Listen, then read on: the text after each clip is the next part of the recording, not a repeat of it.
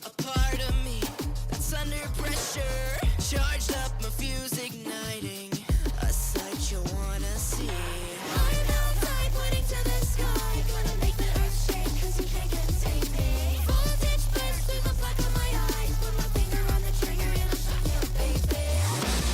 Against the odds, until the dawn, the darkness falls, I lose control. I feel it in my bones, a spark to lead us through the shadows. Can I fight the way before me? It's coursing through my soul, a road to guide us through the sorrow. Can I calm this storm inside me?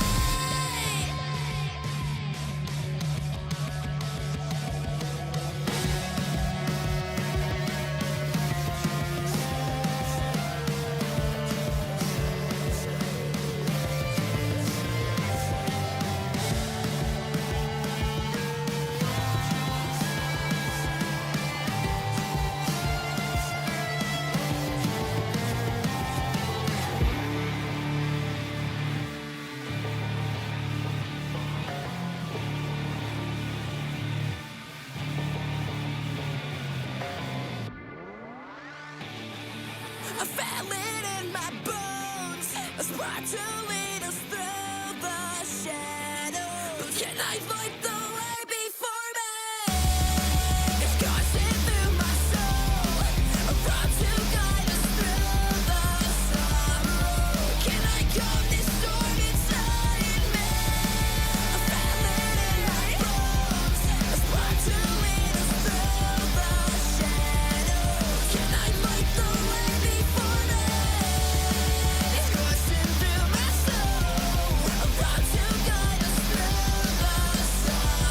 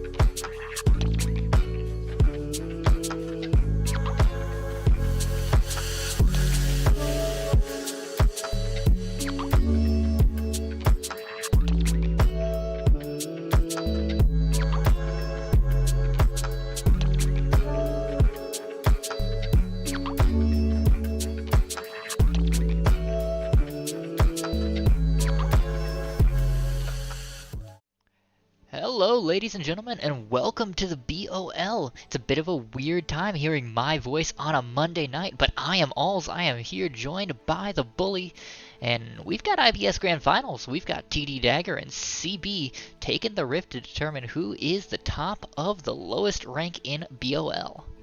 Yeah, and unfortunately they rescheduled from last Thursday, and they decided to put it on a Monday. So have to miss football for this, but I guess for the last match of the season, might as well do it. But we do got some Titans playing today as TD Daggers. TD has been like a big name in like the IBS scene for quite some time, and the CB team has always put up a lot of good players. So it's kind of fate that they meet each other in finals. Both teams struggled, I would say, slightly last week. TD was playing without their main top laner, but they were able to squeak out of the first week. CB had some hiccups, even though they won 3-1 against Rev. They did look kind of shaky in their match, so this should be a good one, and I think this is going to be anyone's game. Yeah, it'll be certainly fun to see what these teams bring to life. And as we're looking at it, we're seeing some bans and some picks that we don't necessarily see in some of the higher elos. Uh, don't necessarily see a Mumu bans a whole lot anymore. But taking that away, returning to the Mount guy, that's been an old standby at all levels of play. Viego and Zaya on the other side. That's a lot of aggression early here out of CB. Yeah, definitely CB doesn't want to play against the Yasuo. Fritz brought that out in like game 3 or 4. Um, it was kind of out of left field, but like he does play Yasuo, and it became a problem. So a lot of lower players don't really feel comfortable playing against a Yasuo, so they decide, you know what, I'm just gonna take that out. Yeah, makes perfect sense. Man, I'm glad to see the Jinx. I was so disappointed all throughout the Plat League matches last week that we didn't see any Jinx, because Jinx has looked so good on 1322 with the changes that they made to her passive, with the other tweaks that they've made to the rest of her kit.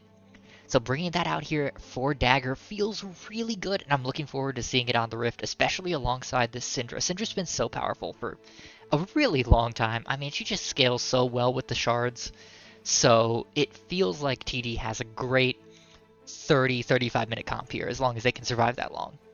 Yeah, the funny thing is we saw Jinx quite a bit last stream. I think it was pulled out 3 times in those 5 games. So TD Daggers definitely play it. And CB Queensguard, they opted for the Zaya, which is also a solid pick. But in the mid lane, you see already the Syndra Ahri matchup. I'm assuming there's not going to be some crazy flex where, you know what, this is going to be a Syndra support. But no.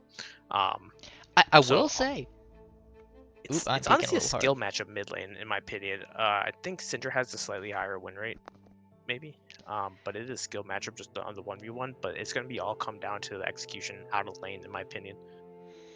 I will say, I have been hearing whispers, and I don't know how much we're going to see it in competitive play, but I've been hearing whispers of an AD Ahri top build. Focuses on maxing that Foxfire, and you just poke your opponent out of lane here. Yep, that was any chance that Gwen's Corset takes it up top?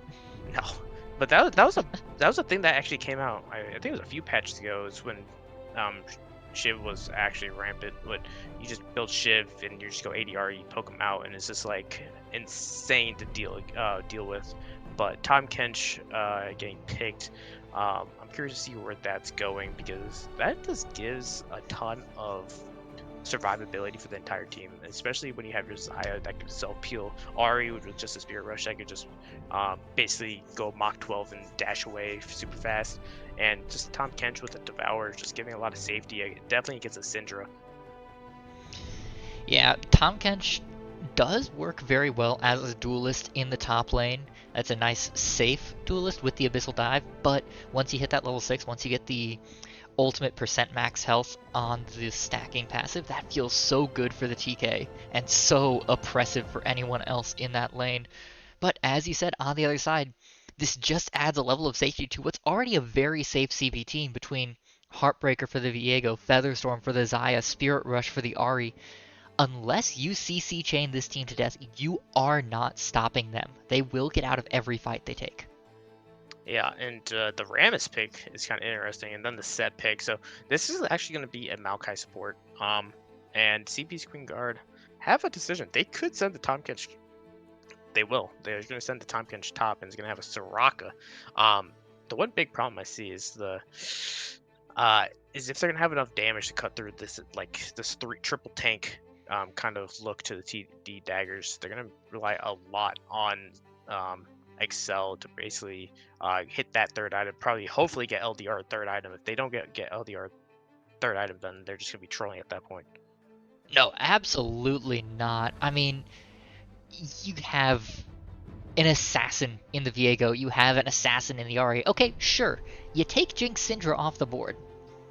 And then what? You just ignore Maokai Rammus set and you run it down to whatever you need to run to? I mean, that technically works. Maokai Rammus set don't exactly have the most damage unless set builds up that Haymaker passive. But it also feels pretty bad for Queensguard, as you said, unless Axel really starts to access some of this damage that Xayah has built in with the Feather Pull, with some of that latent shred. So if Excel falls behind, this could become very dangerous and a very easy game for Dagger to manage. Yeah, but on the flip side, there's nothing that really threatens the Xayah on this comp unless you get hit by a Scatter Weak from the Syndra, or if this Rammus is able to just powerball into you. But then you'll always have the Tomcat, you have the Soraka just to back you up, so you're not gonna be heavily threatened. So you could do a lot of damage. The big key though is to not get caught out by the Syndra. Getting caught out by the Syndra, especially if you're the Ahri or Xayah, one, if you're Xayah, you're going to be forced to probably use your Featherstorm to try to evade that Unleash power. And then you're not going to have it for the ensuing team fight. That's probably going to happen. You're going to get targeted. If you're Ahri, then you're probably just dead later on in the game, unless you have Zanya's. So it's a big part of, playing with vision, making sure that you're not caught out in some bad spots. But on the flip side, they should be allowed to actually just go crazy, especially in team fights. I want to know what kind of build the Aria will go. I don't think you go Everfrost in this game. You're too much of a damage dealer and too much of a threat to basically go for more utility. You have the Tom Kent and Soraka to provide a ton of utility as well as Xayah. So I kind of want to see a damage build, and honestly, Beyonders in this game is actually pretty solid if you choose to do so. If you go Lunans, whatever, but just know that you're still playing against an Omega tanky team. No, I absolutely agree. The Liandry's is great here, and it's so easy to trigger for Ahri with the Foxfire and an auto attack that you can get plenty of damage off very easily. It'll stack nice with the Orb of Deception, with the true damage that gets on top of that will help cut through some of these tanks over time. Yeah, it's not great at burst. You won't get the same amount of upfront damage like you would get with the Ludens, but you have Viego for that. You have Xayah with the Feather Toss pull that can do that already. You don't need to be the assassin here. So I agree. Build into more of that utility and you'll be just fine. Yeah, the big thing about Ludens is honestly, it's not that kind of I'm pretty sure it's very it's not built that much in pro play or just in high elo in general, because it's very snowball heavy. Like you have to you get to late in the game, then you feel like, oh, this Luna's not doing crap. Like you do like a 2,000 damage at that point, but then Leandri's you could get 2,000 damage in one fight with just a couple abilities hit. So the value just later in the game with the Leandri's is just incredible, especially against first of all, Syndra is going to build AP items, and of course, Rye decides to make AP items have a ton of health as well. Ram is set, and Maokai are all going to get tanky, so it's going to have a lot of value later on in the game. Yeah, absolutely. I'm looking forward to this game just because I have a sneaking suspicion that it's going to turn into tank fight. All the damage dealers are going to one punch each other to death, and we'll just have TK and Rammus and Set sitting there wailing on each other for a solid 20 seconds, and we'll get the glory of casting that. I mean, there's a Soraka, right? So basically, if Soraka is able to survive, like she just runs around, she keeps healing, and if she gets a wish off, a lot of that damage from burst from Syndra can be negated. So as long as she gets it off and that gets caught out. On the flip side, Sidra could literally hit her with a combo and she's dead.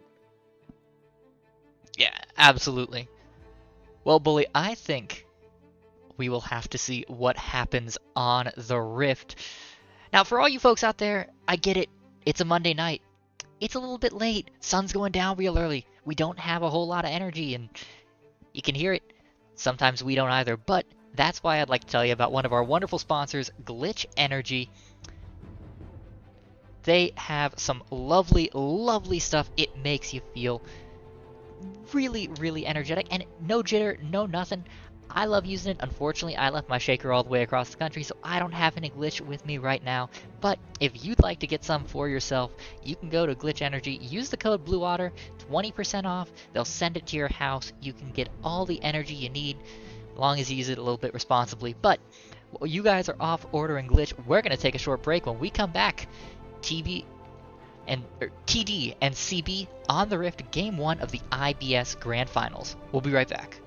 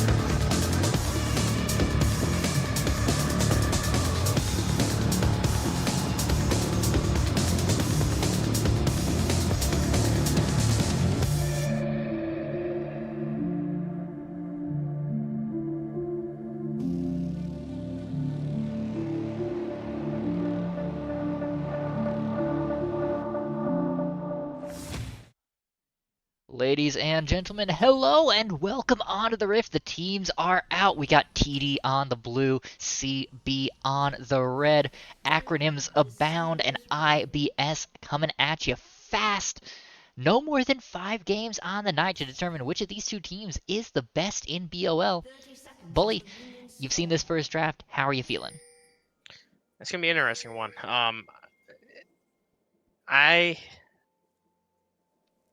I don't know what to think actually. I don't really see Soraka anymore, right? It's a very boring champion to watch, in my opinion. It's just like, oh, look, she's running around healing people. I want to see some action. But on the bright side, you'll probably see some action with like a Rammus and Maokai and a Viego. So at least there's some consolation prize there. Bully, I hate to inform you, Soraka is one of my highest mastery champions. And you know my highest mastery champion is? It's Blitzcrank. Mortal enemies from the day we started. Makes perfect sense. Hey, I have a 100% win rate this season. How many I'm games up have you played? 3. Well, there you go. That explains a whole lot. Hey, I played those 3 games, but I'm P4 right now. All right. I see you. You getting there? Well, back to the game at hand. Not something we've seen in a long time, or at least I've not at the higher levels of play. We saw a team give a leash to their jungler. Yeah.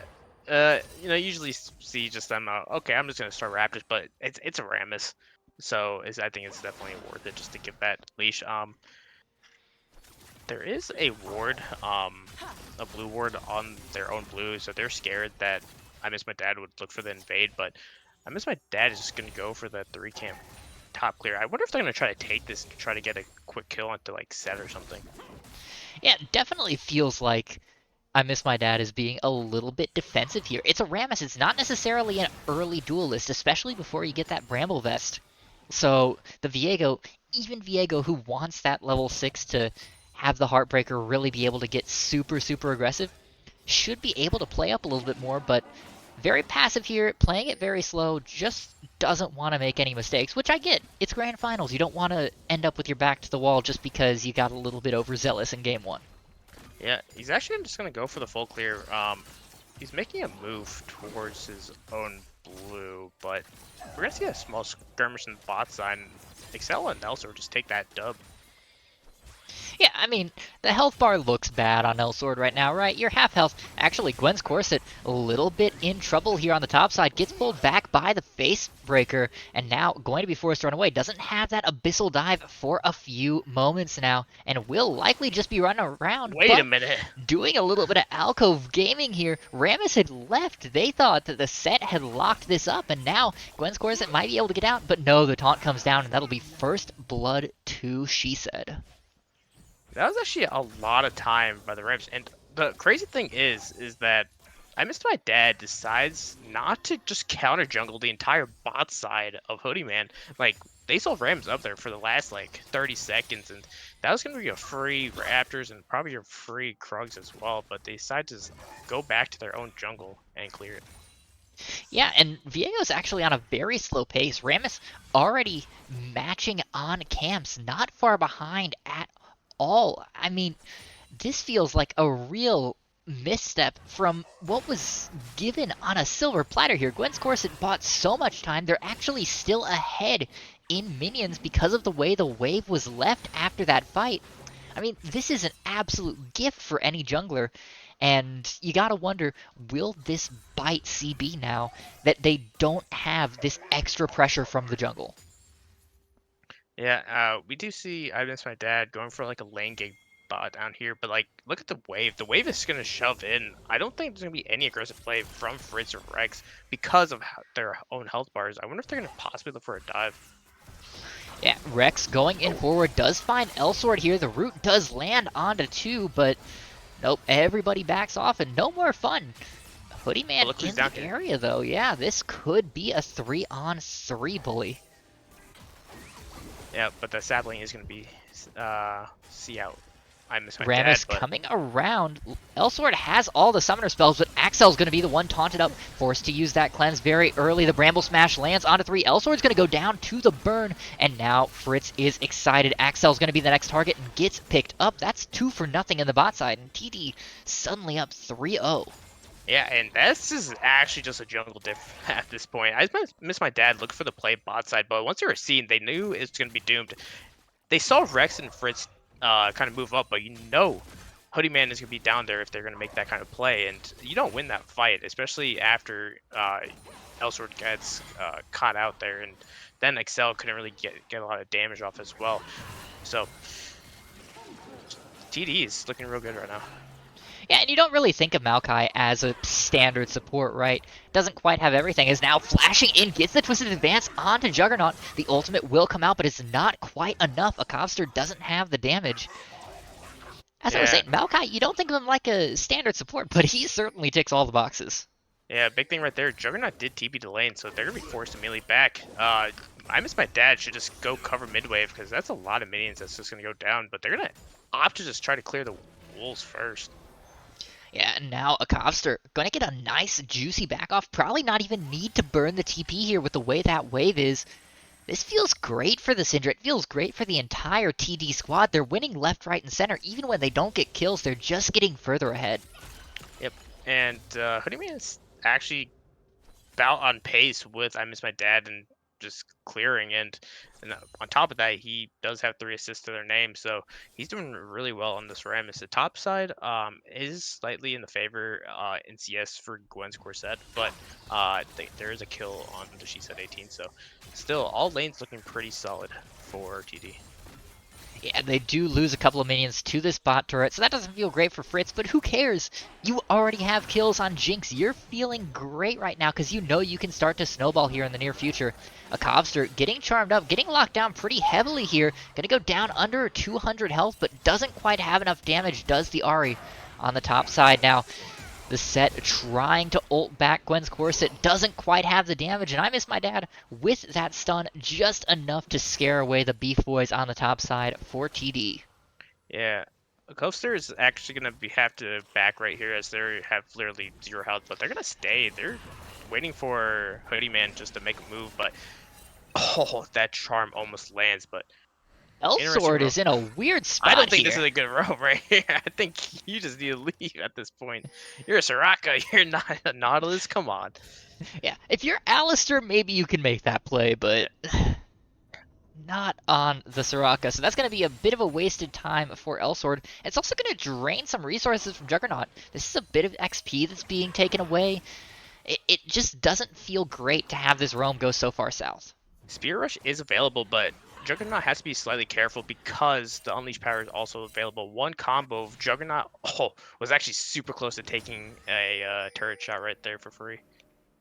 Yeah, these health bars now getting a whole lot closer. Juggernaut gets stunned up. Rex is in the area once again. The charm misses, and now Juggernaut forced to ult defensively to stay alive there. That feels really, really awkward. In fact, that Nature's Grasp does also show out for this TD squad that Rift Herald's being started up, so Hoodie Man makes the right call, sprints down to that Drake. Yep, that dragon is going to go over to TD, but honestly, with the dragon changes, there's been a lot less priority over these dragons. So a lot of times people opt to go for that Herald first because it does swing the game to your favor if used correctly. The dragons will take time to stack up and time to be actually like useful to the point where it could like pretty much match the power of like a very well used Rift Herald. Yeah, absolutely. The only real benefit to getting those early Drakes is for the late game stacking if you can keep control. But as you said, a lot of these teams now have been able to take advantage of those early Rift Heralds and wrest control away of this Drake pit. So we're going to have to see if TD can continue to snowball the early advantages they've gotten, largely courtesy of Hoodie Man. We need to see, or we'd like to see rather, some more ganks coming out of this Rammus with a similar level of efficiency to what we've seen so far. Yep, Juggernaut's going to take a lot of damage. Chunk to half health. They don't have TP just yet, but I Miss My Dad looked to make a play bot yet again, but to no avail. The problem with ganking bot here is that you have a Soraka. You don't have a lot of agency to actually make a play. It's not like you have something that can you know, it's not like you have knowledge that can make a hook for you or a rail that can heavily engage. It's up to you to make that play, and right now they're feeling the effects of not being able to do so. Yeah, and you don't even have an ADC that can do a lot of the heavy lifting too, like a Vayne or an Ashe that can disrupt the enemy long enough to let that gank settle in. So it's really heavily on I Miss My Dad here, which makes, as you said, those ganks near impossible, it feels like. Fritz gets excited off of the Rift Herald, but can't quite chase down any further. That's a little bit of an awkward interaction for the side of CB. You don't expect Jinx to be able to pop off a Rift Herald, and they nearly got run down for it. Yeah, you hate to see it, but that does give Excel some gold, but in reality, it's only 2 plays that were taken. I wish that Rift Herald was used a little more effectively, which they could force, basically force it off of a gank and not just like dropping it down so it just gets cleared almost immediately.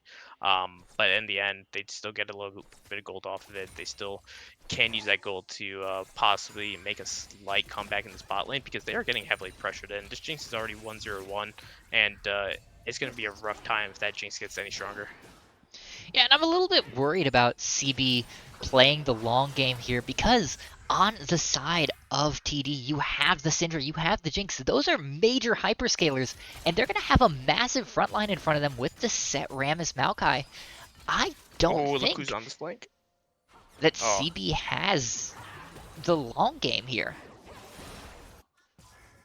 Yeah, it's going to be a rough time, but Elsword getting tagged up for a little bit, but I'm surprised Rex didn't pull the trigger there and just use the Nature's Grasp because they could have easily taken that fight and at least forced a cleanse out of Excel or forced a flash out of Elsword. Juggernaut getting comboed into mid lane. About Yeah, 40% of their health gone. those trades looking real good from the Syndra here as the Nature's Grasp comes out, forces the ultimate away from Axel, but they're not caring about that. They're going for Elsword. Elsword's locked up. The Wish will not do anything, and Fritz picking up that first one. I Miss My Dad is here, but they've missed their window too. That's another kill for this Jinx, who is just lighting up the scoreboard. Yeah, I mean, that was probably the freest play ever. Just like that. You just pull the trigger on Nature's Grasp, easy kill. Now Elsword doesn't have flash, does not have... Oh. A Cobster. The Spirit Rush is coming out here, but Jug almost out of charges, and here comes the Rammus. Can Hoodie Man get all the way in? Doesn't look like they will, but they'll continue to chase this Ahri away from the lane. This buys plenty of time for the Syndra to just continue farming and grow this lead by virtue of not being chased away. I Miss My Dad comes in, but immediately stunned away. Why did a Cobster walk back forward? Walked into the Heartbreaker. That is an unfortunate error and completely unforced there by the mid laner at TD. Yeah, it was definitely a mistake. There's no reason to walk back. You know the Viego's there. You know the Viego would be able to kill you. And just giving a free kill on time as my dad, who desperately needed a kill. They needed to get something going, and that's going to be the first kill on the board for CB. Yeah, might be in a little bit of trouble here as Hoodie Man running into them in the jungle. Does get onto the chickens, might steal a couple away, but will walk out of there. Decides not to get too aggressive after giving over that kill. Yep, in the top side, we see she's at 18, finished with the Gore Drinker. Just a Gore Drinker, nothing else in their inventory. And Gwen's Corset is going to be opting to go. Oh, looks like we have a small skirmish, but, you know, they're both going to get super tanky enough where they're not going to get a lot of kill pressure on a 1v1. Yeah, it's not super easy for either of these champions to get kills right now. The set's got a little bit too much sustain, and TK is, well, he's massive with that gray health. It's impossible to cut through that unless you have some aid. So it will be just a wet noodle fight in the top side. Elsewhere on the map's going to be a whole lot more interesting. I mean, those zaps are starting to chunk Elsword for a whole lot here. The Soraka, with just boots and a Kindle Gem, does not feel like she has a whole lot of agency right now. Yeah, it's budget Soraka at this point. It's not going to have a lot of healing power either. So it's not going to get to that effect of like, oh, this ADC actually has like 40,000 health because of just the heals from the Soraka. So I don't think it's necessary to for someone just to get like Oblivion Orb or some kind of Grusoons right now, because Soraka''s pretty much out of the game right now. I do see a lot of people making the mistake of like getting a first item and they delay their build by quite a bit, but we see a fight. Akov getting caught out here, knocked up by the Abyssal Dive, but it's not quite enough. Is able to buy a whole lot of time, forces the Heartbreaker out of I Miss My Dad. The set taking a long time to get to this fight, but it will be just enough. I Miss My Dad has gone down. Huge Feather Pull lands onto 3. Rex and Hoodie Man are taken very, very low. Will they fall here? Looks like the answer is going to be no on the side of Hoodie, yes on the side of Rex. Fritz is still untouched, but is unable to enter this fight. She said all alone on the wrong side of the tracks. Will finally get away, but it is at the cost of their flash. And now Fritz walked way too far forward, got caught up in the Equinox, and will get shut down. That is a massive turn here. That's a 4 for 2, I believe, when all is said and done, and that will be a Drake taken by CB. And that was started off with a coaster actually getting caught out, and it was just a big skirmish from there. The Dragon will be taken, any stacking gone, but now it's going to be the trade of the Herald once again. But mid lane, turret under siege. Oh, Jug's in trouble. The ult is available from the Syndra, but it's not quite enough. It's going to be down to running away from the sapling, and Juggernaut survives. Wow, that was very, very close, and that's the difference of just throwing one more orb down just to get that extra bonus damage. But they will be able to secure this Herald. They did stop their mid lane turret from going down, so they get a little bit more time on that. But once that goes down, that opens up the map a lot for CB, and the gold lead is still in favor of TD, but that last fight was all CB. Yeah, and you have to wonder how much of that is on the fact that she said didn't come down to match Gwen's Corset, who was there from the start of that fight. It feels so bad having a numbers disadvantage from the start, and now she said finding themselves in a numbers disadvantage once again as 3 members on the top side. However, on the other side, that numbers mismatch means that Jinx is able to pick up first turret. Yeah, it's a slight misplay because you're sending a Soraka to roam. In what reality does that Soraka give anything else but for you to like basically heal up your team? And in the end, you still have that wish, so you can always be Witcher's. Oh no, Rex. Rex is just gonna be dead. Oh no, the Leandries doesn't quite burn them down, but they're down under 100 health. They're gonna be forced to back. Yeah, but yeah, just sending your Soraka up to the top lane to roam is a mistake in my opinion. Akov forced to flash here to get away from that stun. It feels like they have come so close so many times. I Miss My Dad may not have had a whole lot of gank effectiveness, but they have found their angle in this mid lane. Yeah, and with that, they're just going to roam by, just take that tower because Jinx went mid.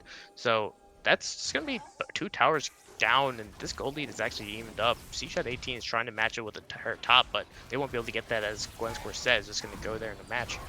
Yeah, Elsword's in a little bit of trouble. You're not allowed to be anywhere near this as the Rocket's going to claim it. Rex gets that one. However, a beautiful Feather Pull takes Rex down to half health. And now I Miss My Dad's in trouble. Locked up, locked down, and disappeared. Rex now 4-1-2. It is a hard carry. Maokai in the bot side. Fritz getting charmed. Maybe the next one in trouble as Rex trying to zone away Axel on the other side of the fight. Here comes the TK, but doesn't dive over the wall. Will still be able to lash that Rammus and pick up a kill of their own. Damage. Now Gwen's Corset on the front line, just going to zone away the remaining members of TD. However, on the top side, that will mean a turret going down in favor of this set. It's up to TD now to try and get something else out of this fight. Axel stunned up, down under 500 health, but it looks like Kovster is going to be getting dove here. Gwen's Corset tanking up the turret for now as the Devour comes out. Kovster may well be dead, but they trade it 1-for-1 as the unleashed power leashes Axel back to the land of the gray screen. You know the unleashed power was available. Why do you walk back up to that, especially without the Feather Storm? You just traded a 1-for-1 for nothing. But at the top side, that TP used by Gwen's Corset allowed She Said 18 to actually take that top tower. So the gold lead is still in the hands of TD Daggers. But going back to that fight, Elsewhere getting caught out in the red jungle. They did have flash, but they took forever to flash. And they flashed with like 20 health left and like Night Burning. So questionable play by Elsewhere on that one. Yeah, really struggling here, and Rex feeling pretty juicy at 4-1-2 with the dead man's completed for even faster sprinting it down the map to get those twisted advances. I mean, at this point, you almost have to feel like the Maokai's a second jungler, right? Yeah, I mean, they're strong. They have a lot of gold. It kind of sucks as you wish, like, oh, I wish my Syndra or my Jinx had those kills, but that Rift Herald was used bot side, and fortunately did not get the charge, so just was used because it was about to run out. Yeah, that is definitely a we don't have the timer on this, I want my wards back kind of Rift Herald.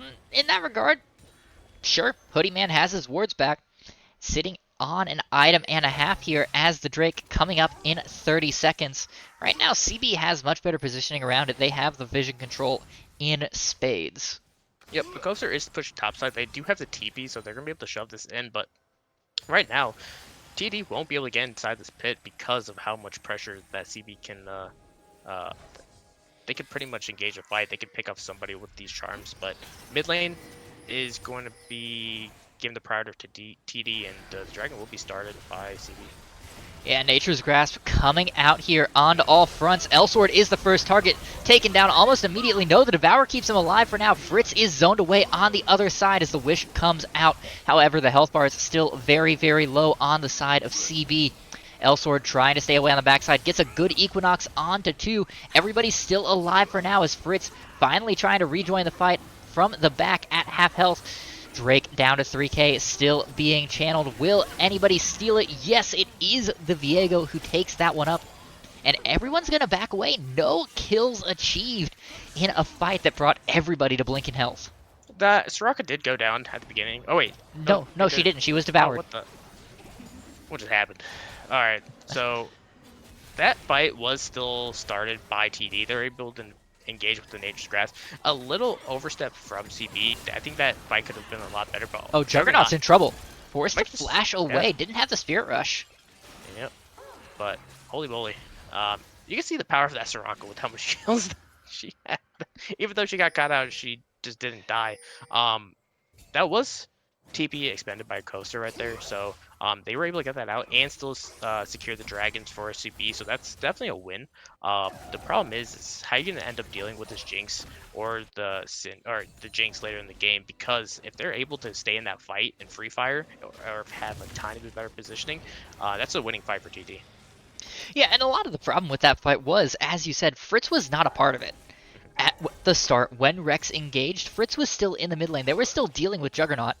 And when they tried to rotate through, Juggernaut was there with a charm. They were forced to go the long way around the pit. And by the time they got there, the fight had transitioned once again so that CB was in between them and their team. If you have Fritz with your tanks the whole time, that fight is not even close.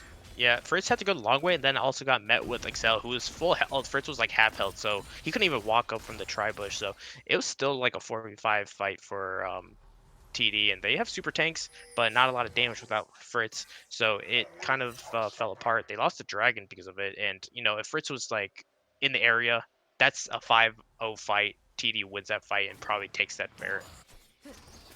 Absolutely. I'm looking at the map here, and, you know, I think I've seen one of the sources of the problems for this TD squad. All the red wards. You gotta hand it to Elsword. Despite the fact that they have just been punished this game repeatedly, they are still getting some great ward coverage down. The top side now, as they transition over towards the Baron, is lit up. That river is fully red, mostly due to this Soraka.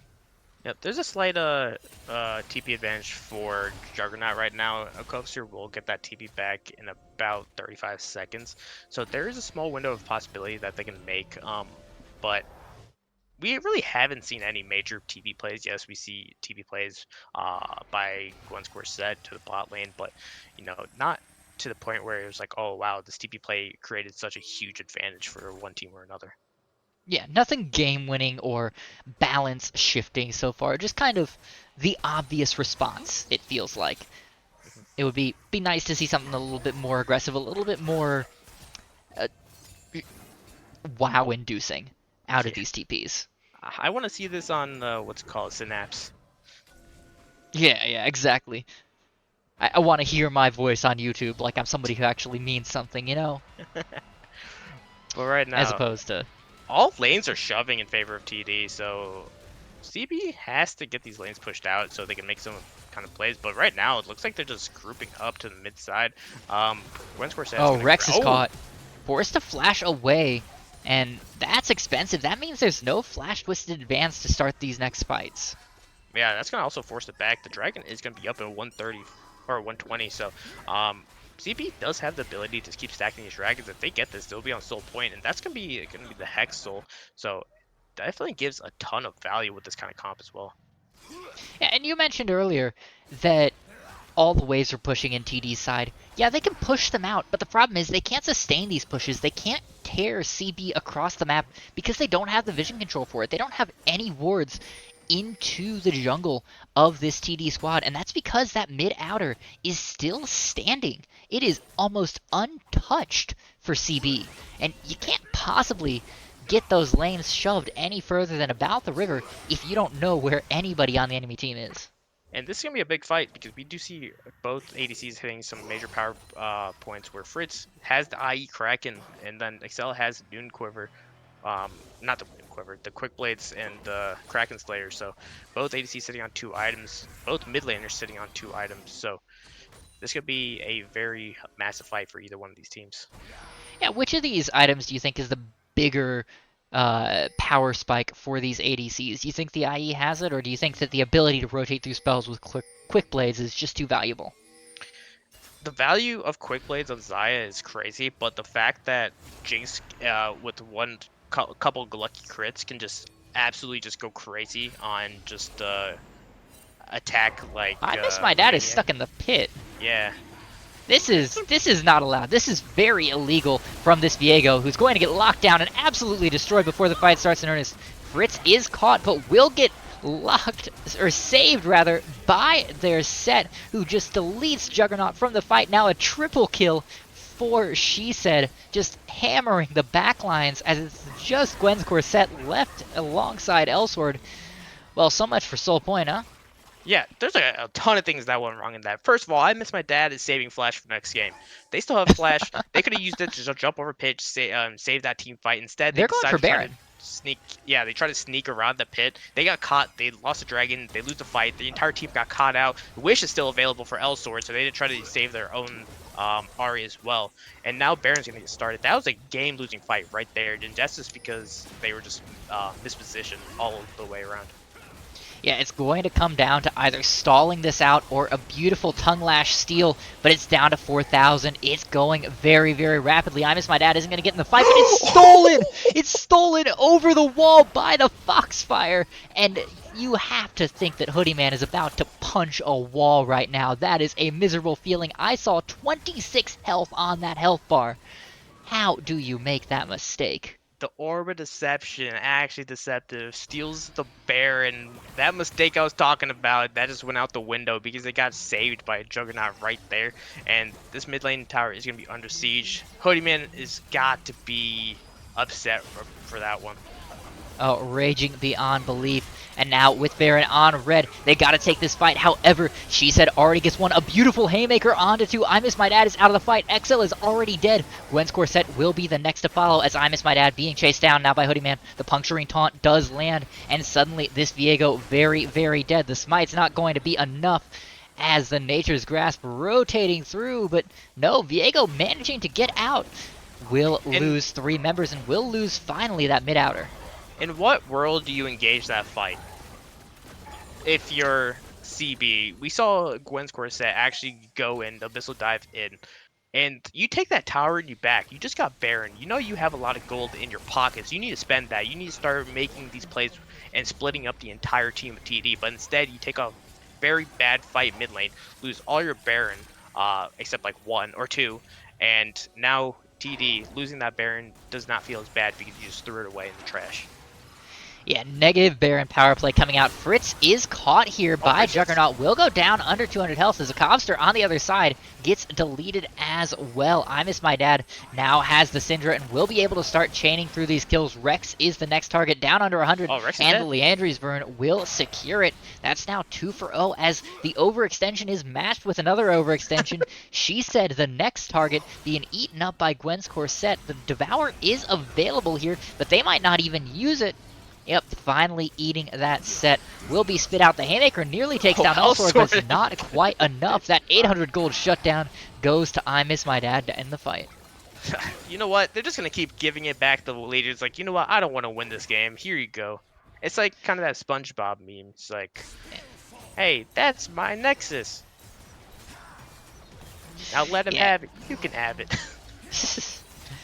But You holy know, moly. it feels like I'm watching NA because it's which team wants to lose more right now, And Bully. everyone is up for TD besides, she said 18. So, okay, CB decides, you know what? We'll take it back this time. We don't want to throw this. No throws, but Rex and Hoodie Man are chasing this pretty far. They're trying to find an angle, but the ultimate completely whiffs from the Rammus. Somebody clip that. That'll go into a fails compilation, I'm sure. Yep, and at the meantime, Juggernaut will be pushing top lane. And you know what? It felt like it was a back and forth where each team just kept on overextending. They're dying, but this time it looks like there's going to be a little bit of a lull in the game as CB does walk away with a slight gold lead now. Yeah, cooler heads finally prevailing. Somebody stepping away from the keyboard. And you gotta give credit right now to the top half of this CB map, because bot lane is struggling. Fritz and Rex have been really, really impressive in keeping Excel and Elsword contained. They're a combined 1-8, and yet CB does not feel like they're out of this game, pardon me, by any stretch. Yeah, I Miss My Dad does have a ton of gold on them. They are sitting as the highest gold, or close. Actually, Fritz has 200 more gold than I Miss My Dad, but still a very strong Viego. She said, not Fritz. Not Fritz, yeah. She said had Fritz actually has equal amount of gold to I Miss My Dad, so you know these two are really strong members. If they're able to kill off Fritz at the beginning of the fight, then it could be good for CB. But if they don't, then Fritz can just go absolutely bazonkers. Look at Hoodie Man on the side, trying to find a flank as this 5th Drake of the game spawns. And right now, TD has full control over the pit. They have control over all the entrances. Vision be damned. Does I Miss My Dad go back into the pit again and get caught once again? No, they Nope, make I the think right he learned choice this his time. Yeah. Yep. Flash However- is almost for I Miss My Dad, so we could, oh. Yeah, fight starting in earnest. Nature's Grasp coming out. Who's going to get locked up? It's Oh, going to be Elsword's gonna Elsword. get caught. Elsword down under half health. However, the Devour comes through. Blue team does take the Drake courtesy of the set. Hoodie Man is dead though, and I Miss My Dad got out. Beautiful Oh, that two-man pistol dive! knockup by Gwen's Corset, and Rex is going to be the next to fall here. A double kill for the Ahri, but oh my god, that Haymaker onto Wow. 2, saving the fight single-handedly, but it might not be enough as Fritz being run down, going to have to use that passive defensively here. Has to be careful. Trying to burn through. gotta be Axel's going careful. very, He very can't be low. in the AoE range. This is very, very dangerous as Gwen's Corset does have enough to stun, but he might not be able to cut through in time, and Fritz secures the kill. Now I Miss My Dad hunting on the backside, trying to pick up some kills, but will not get it. Bully, that's a 3 for 3, and TD got away with the Drake.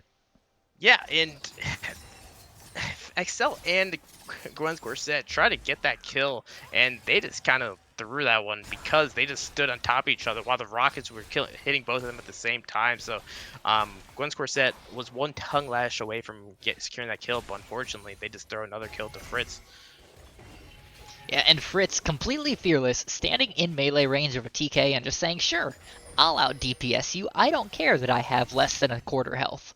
That's knowing your numbers right there. And again, I don't feel like we're seeing a big effect from the Soraka pick because they keep on getting caught out. I think they got caught out by the Nature's Grasp right there, and we didn't see a lot of utility, a lot of like sustain in the fight because they just couldn't be in the fight anymore. They just got blown up. But on the flip side, we saw a lot of damage coming out from both I Miss My Dad and Juggernaut. But it's going to become harder and harder to win these team fights. As we saw, she said 18 just do a ton of damage with that haymaker. We saw Fritz start doing a ton of damage. They're sitting on 3 items right now. So, Oh no, Elsword oh, once again caught out. Forced to burn flash and heal there. hmm And But that's yeah, going to be a start on the Baron. This is going to be seen by CB, but I feel like they're just going to run no, in it's not and, seen. That ward is blocked by the pink trinket. They don't have vision on this. They're trying to steal it blindly, and it's stolen oh my over the God. wall with the Heartbreaker. I Miss My Dad does get Oh shut my down. A God. beautiful haymaker onto 2. Axel's dead. Elsword is dead. It's just Jug and Gwen's Corset left, and it will not matter. The Devour only buying time here as Juggernaut will go down, but Hoodie Man dies on the backside of the fight. Can Juggernaut make a miracle? The Nature's Grasp coming through, or rather the Twisted Advance coming through, and Juggernaut Oh, the might just Ignite survive. kill. No, the Ignite will be And- enough. That's a 5 for 2, and that should be pretty close to the end of the game here, Bully. And that's the result of having your lanes pushed up. They're able to take this tower and just actually nuke it. This is actually going to be game. They got 20 seconds on the clock. I think it's just over. Yeah, absolutely. No Baron, stolen away from you twice in 2 different ways. Fire your jungler, but promote your coach. Beautiful win to start this series by TD. And what a way to get IBS finals started here, Bully. I mean, that was a She Said 18 show because that showstopper did so much damage throwing I Miss My Dad into the entire CB's team, and that haymaker just obliterating 3 people, and that just won them the team fight. And then they were just chasing it, just to finish the game. And with that wave already up to the inhibitor tower, it's just an easy finish with the Jinx still alive. So the Jinx was able to rip through that tower. There's no way of CB actually stopping that, and it ends just like that. Baron play doesn't go that well for TD because they got it stolen, but it doesn't matter because the showstopper did 1,000,000 damage in 1 ultimate. So they were just able to end it from there. And just congrats to TD. I think it was anyone's game at multiple points of this game, and in the end, CB's Nexus falls. Yeah, I mean, looking at these damage charts, it is absolutely the set show. You had a Jinx, you had a Syndra, you had Ahri and Xayah, but it does not matter. Those haymakers tore through health bars fight after fight. And absolutely, it's congratulations to She Said, but you gotta give credit to the rest of the squad too, because they made sure that the game was close enough that it could be a one-man show. So I'm actually surprised that I Miss My Dad only did 12k damage. That's somewhat surprising. yeah, Juggernaut was doing a lot of the heavy lifting in those fights. I Miss My Dad just was able to chain through those kills. But either way, Bully, I think it might be time for us to step aside because we will be going into Game 2 rather shortly here. There are 5 games tonight, so we don't want to take too long between each one. I agree. Alrighty, folks, we'll be right back with the draft for Game 2, so don't go anywhere.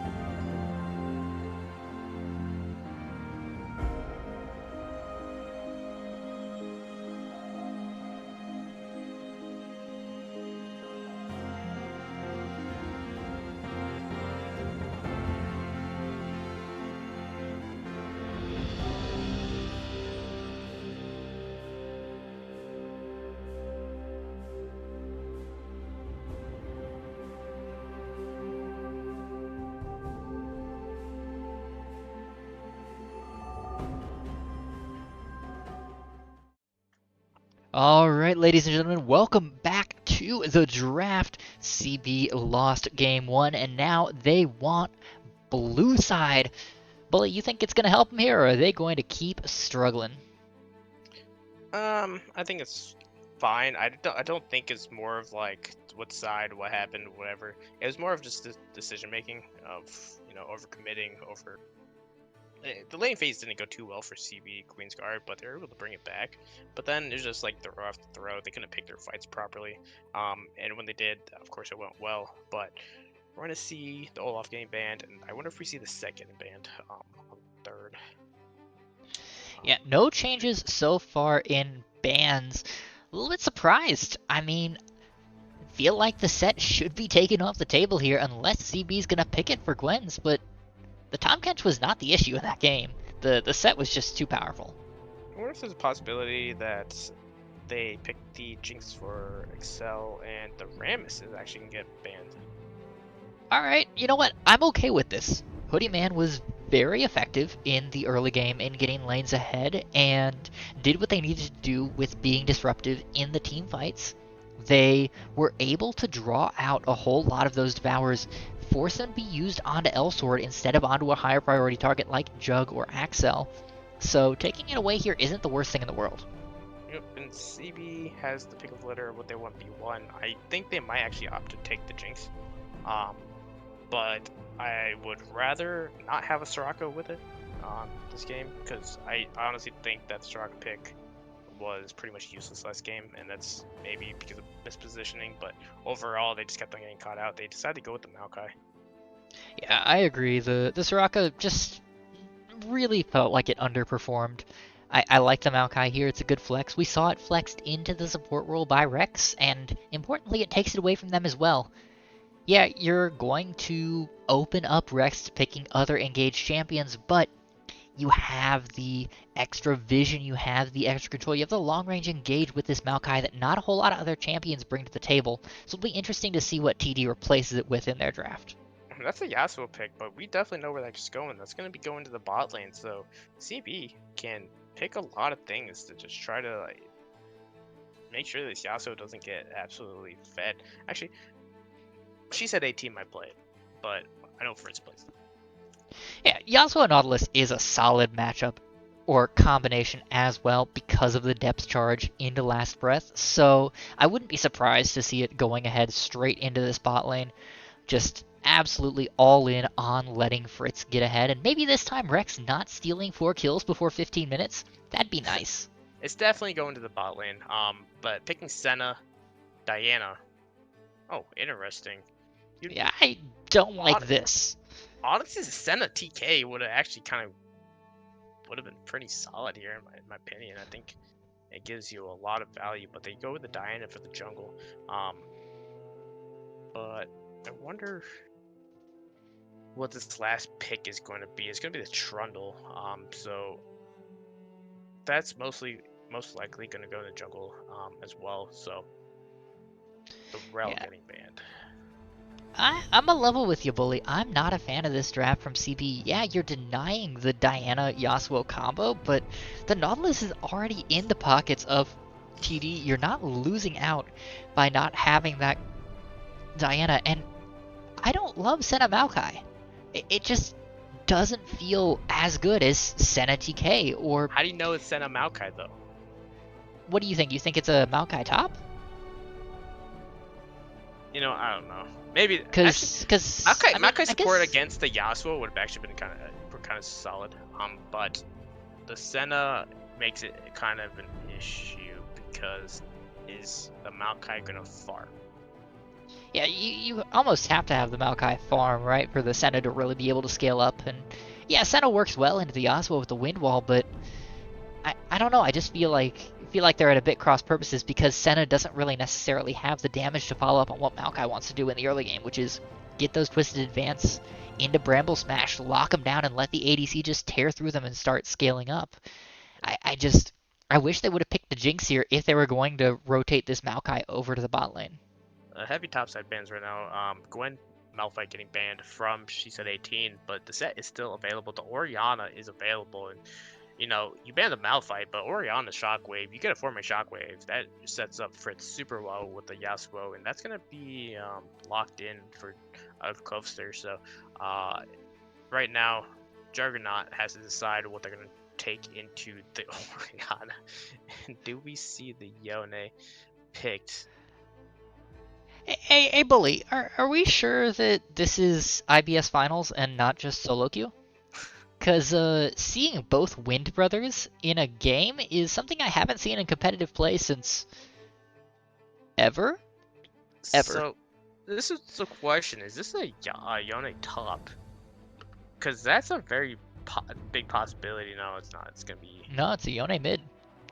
mid. So they actually wanted to get this draft, or they were like going for it, especially with that Diana pick. They're like, oh, we need some AP because we're gonna end up picking this Yone mid. But honestly, I would have actually really liked a Syndra here. I think Syndra does super well into Orianna in lane, and also gives you so much value out of lane as well. And then picking just like, just in general, a fine comp to go around it. The Senna is Maokai is going to be interesting outside to say the least. Yeah, and I agree, because right now, and especially with this Zac locked in, TD has a very much run-at-your-face comp. Outside of the Orianna, there's not anything long range to really draw anything out of the Syndra. So you just hold that Scatter the Weak and just slam it the moment they start getting on top of you. It feels like a very straightforward pick. It feels like a no-brainer, and CB choosing not to take it here just... It's a swing and a miss in my mind. They're going head on right here. That's what they're doing. And that's one big thing is TD Daggers opted to go for a triple tank comp yet again. They have the Yasuo Orianna for damage, and they do a lot of damage, but now if your Orianna dies to this Diana, it's going to be quite lethal. This Diana can kind of pop off, but the problem is that now they have to break through 3 tanks. So they need to pick their fights wisely, and maybe one of these Wind Brothers hits their 10 death power spike first, and then they get unlocked. Yeah, there's going to be a lot of pressure on Senna, especially to hit those scaling points. Whoever is in that lane with her is going to have to be feeding souls really efficiently to her to let this CB squad scale up so that she can start tearing through these tanks as well from a safe point in the backline. So I'm very curious. CB's draft seems pretty situational, but TD Daggers has so many Is that what you call it? Yeah, It's situational. But Oh, TD no. has such a clear lose condition that it's possible that if CB plays this right, they can cover for some of the weaknesses that they've drafted themselves into. Well, yeah, but the problem is the first game, there was not a lot of bright spots from CB in terms of macro gameplay. That's Honestly, fair. What we've seen with them before was a lot cleaner. But that first game, they're all over the place. They didn't know what they really wanted to do, especially during the laning phase, and that's where they got torn apart. If they fall behind with this in the laning phase, knowing they got their pick of the litter against basically an Orianna, they decided to pick the Yone. They got the Scion.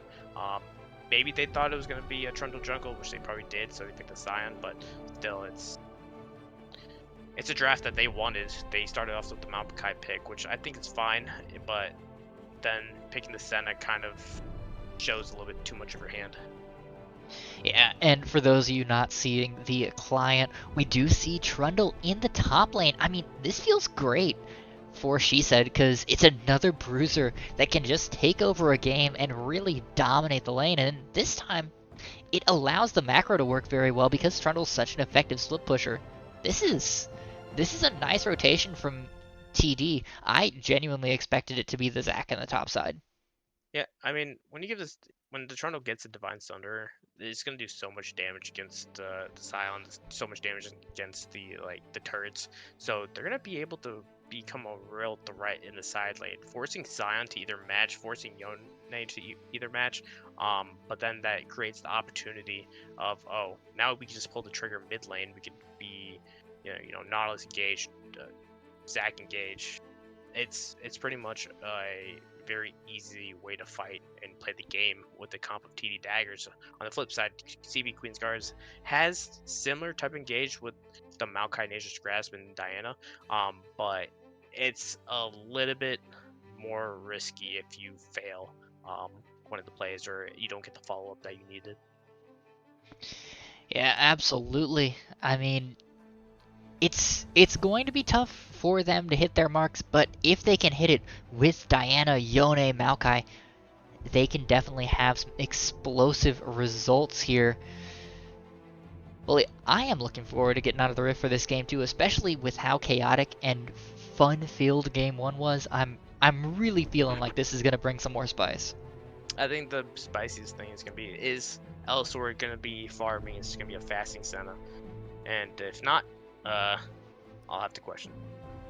Well, we shall have to see. We're going to be loading on the Rift in just a couple of moments, folks. So we will step aside while these teams get a little bit ahead of us in the interest of competitive integrity. But when we come back, CB Queensguard, TD Daggers, Game 2, right after this.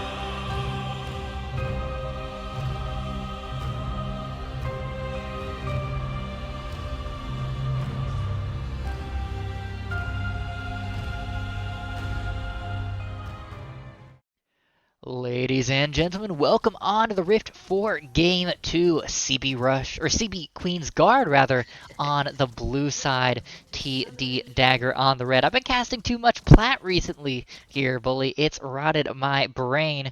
Speaking of brain rot, here's a 5-man counter engage against a team that's doing a 5-point.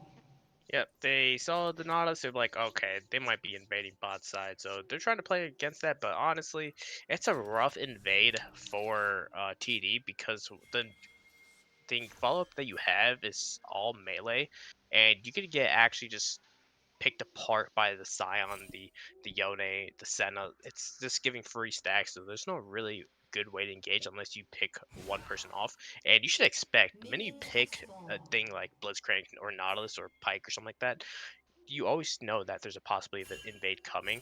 And a lot of times that if you're the one with one of those hook champions, that you shouldn't look to go with the easy invades because it's so Telegraphed. yeah, it's so telegraphed that it could be predicted. You could just lose the game right there. It does feel bad. I love the level 1 coin flips. I love seeing teams just absolutely throw it all against the wall and lose before 3 minutes in the game.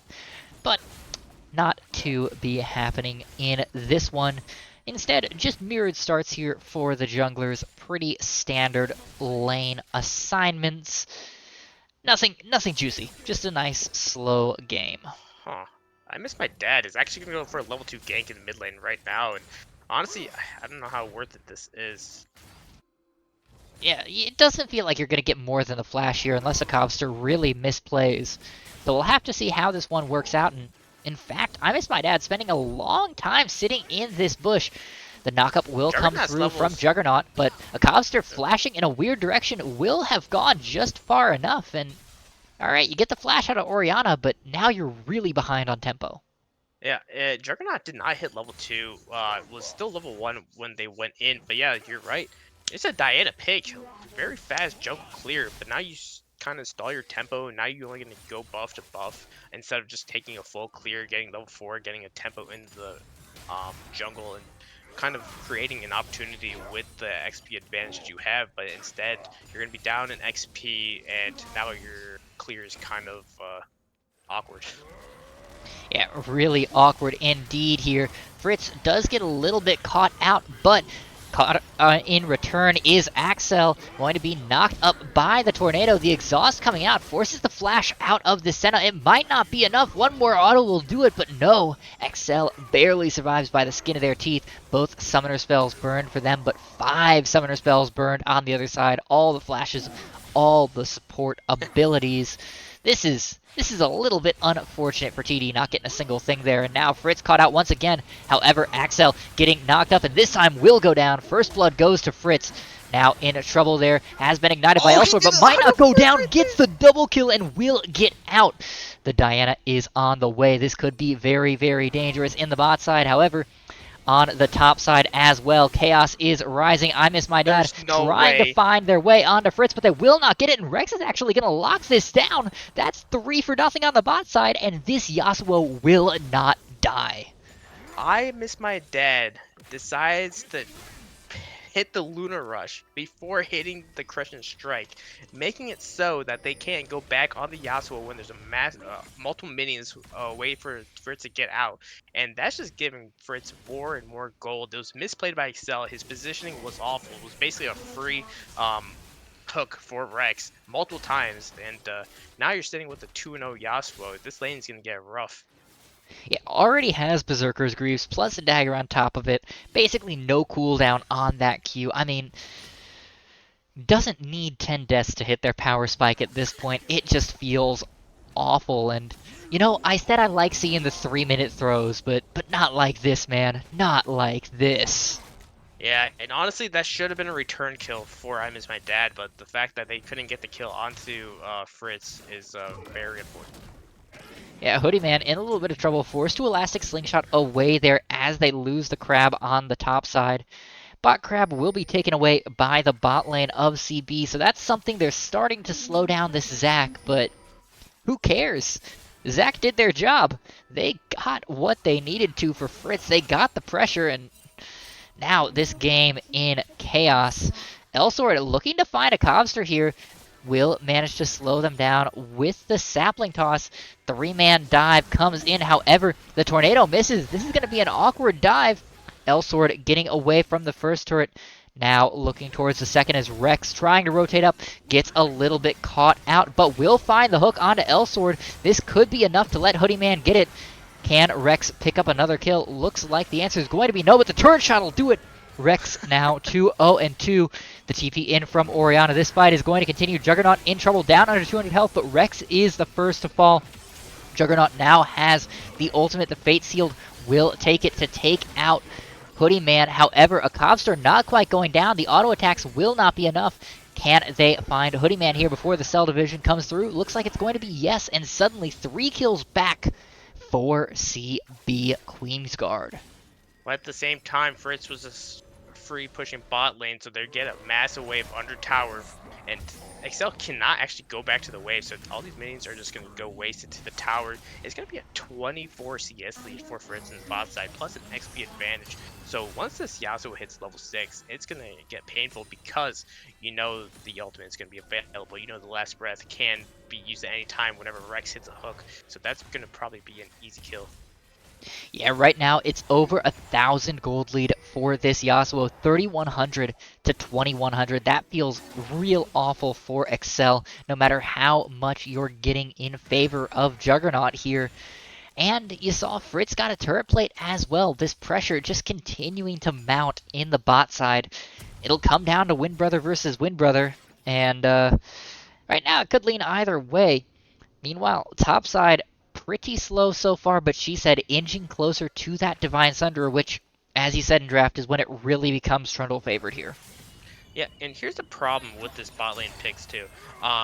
You're picking against a Nautilus, you're picking a Maokai, and Nautilus is just going to be able to free roam now. If you try to match that as a Maokai, this first is just going to get a 1v1 against an ADC, which is Yasuo's like dream scenario. An ADC who's 2 levels down, by the way. Exactly. So like, if it's either you're gonna have to stay with Excel down the bot lane and let this Nautilus wreak havoc. Oh no, I don't think you take this Elsword, fight. you're not allowed to do this at all. Down half health, will be taken up by the tornado. The last breath coming out. Elsword's gonna go down here before the fight even starts. Fritz now on a killing spree. Yeah, I Miss My Dad was there, but they missed their window once again and will not be able to save this bot lane. I think you just look at the levels right there and it's like, oh, we're level 4 versus level 6. There's no way you even attempt to engage on that, and you just give up a free kill. Even if I Miss My Dad was there, that's still a massive level difference. I Miss My Dad is not level 6 because they decided to go for that level 2 gank, and now this dragon is going to be contested with I Miss My Dad getting cooked. Yeah, Rex looking in here deeply. They do have a Cobster on the side with the Shockwave. However, the health bar is very, very low on the Orianna, so she can't afford to walk up. Rex and Fritz are going to be happy having just slowed down the take of this Drake, but they can't take any more fights. They don't have the health, they don't have the numbers for it, especially with Fritz heading back towards the bot lane. Yep, and we just pan back to the top side. Nothing much going on. She said 18 is going to take a trade here, but Gwen's Corset already very tanky. Yeah, just the natural tankiness is enough to zone off this Trundle for now. It's really that Divine Sunder point when the Shred starts to come through for the Trundle, or when you start using that Subjugate in fights, but a little bit too early yet as Juggernaut hooked up here, locked down. Oh. However, the Fate Sealed comes out of Cobster, forced to flash away from it. Shockwave only lands onto one as Jug now being flashed upon, but gets a 2-man knockup. Last breath coming out, will not secure it just yet. Fritz dashing in, trying to find that one more kill. However, the shields are doing so much work. Finally goes down there, courtesy of Hoodie Man though, and the shutdown going over to the Diana in return. That feels real bad for TD.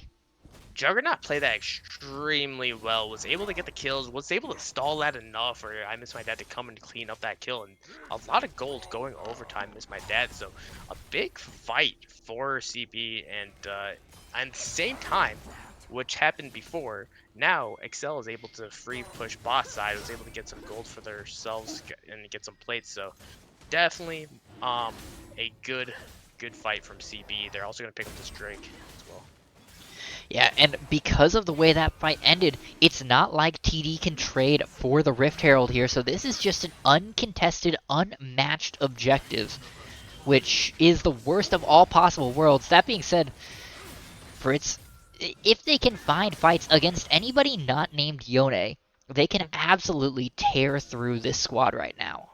So Yeah. it's a very dangerous knife's edge that this bot lane of CB is riding on. Yeah, Elsword needs to actually. Speaking take a of, back. Elsword They is have no dead. Mana, but they're just dying. Yeah, well, that's the fast back here. That's a 2 fast and back. 5 now is the bot lane of CB. Once again, really on the struggle bus here for this bot side. They will pick up the Rift Herald, though, so that's Yeah. something at least. A lot of it is just overstaying when you really don't have anything, especially when you're like 50% health, no mana. You don't really have the ability, even if you hit level 6, you don't have the mana to make a combo. So it's just best to go back. You know your ADC picked up a lot of gold, still sitting on TD's 1600. contesting this. Oh, Juggernaut gets hit by the subjugated. Cobster has the ultimate, will use it on to 2. However, it's not nearly enough. Moonfall will lock down the Orianna. Oh. Meanwhile, on the bot side, turret dive goes horribly wrong. Fritz is dead, but Juggernaut does fall on the top side. It's now Hoodie Man and She Said trying to turn up this fight.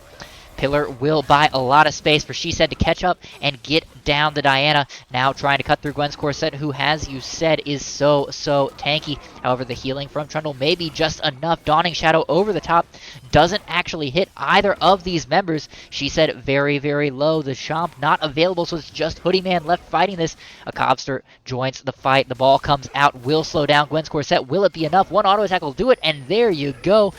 Gwen's Corset falls. TP from Juggernaut to try and turn this around, get something on the way out, but will not do so. Boy, these fights are going so long because nobody wants to back off and cut their losses here, Bully. yep. And now we see Fritz back on the bot side, now with a 43 CS lead over Excel. And now who's going to match it has to be Juggernaut, but at the same time, now you have to deal with the Trundle that's picked up a couple kills. You have to deal with this Zac who's about to hit their first big item. It's going to be super tanky.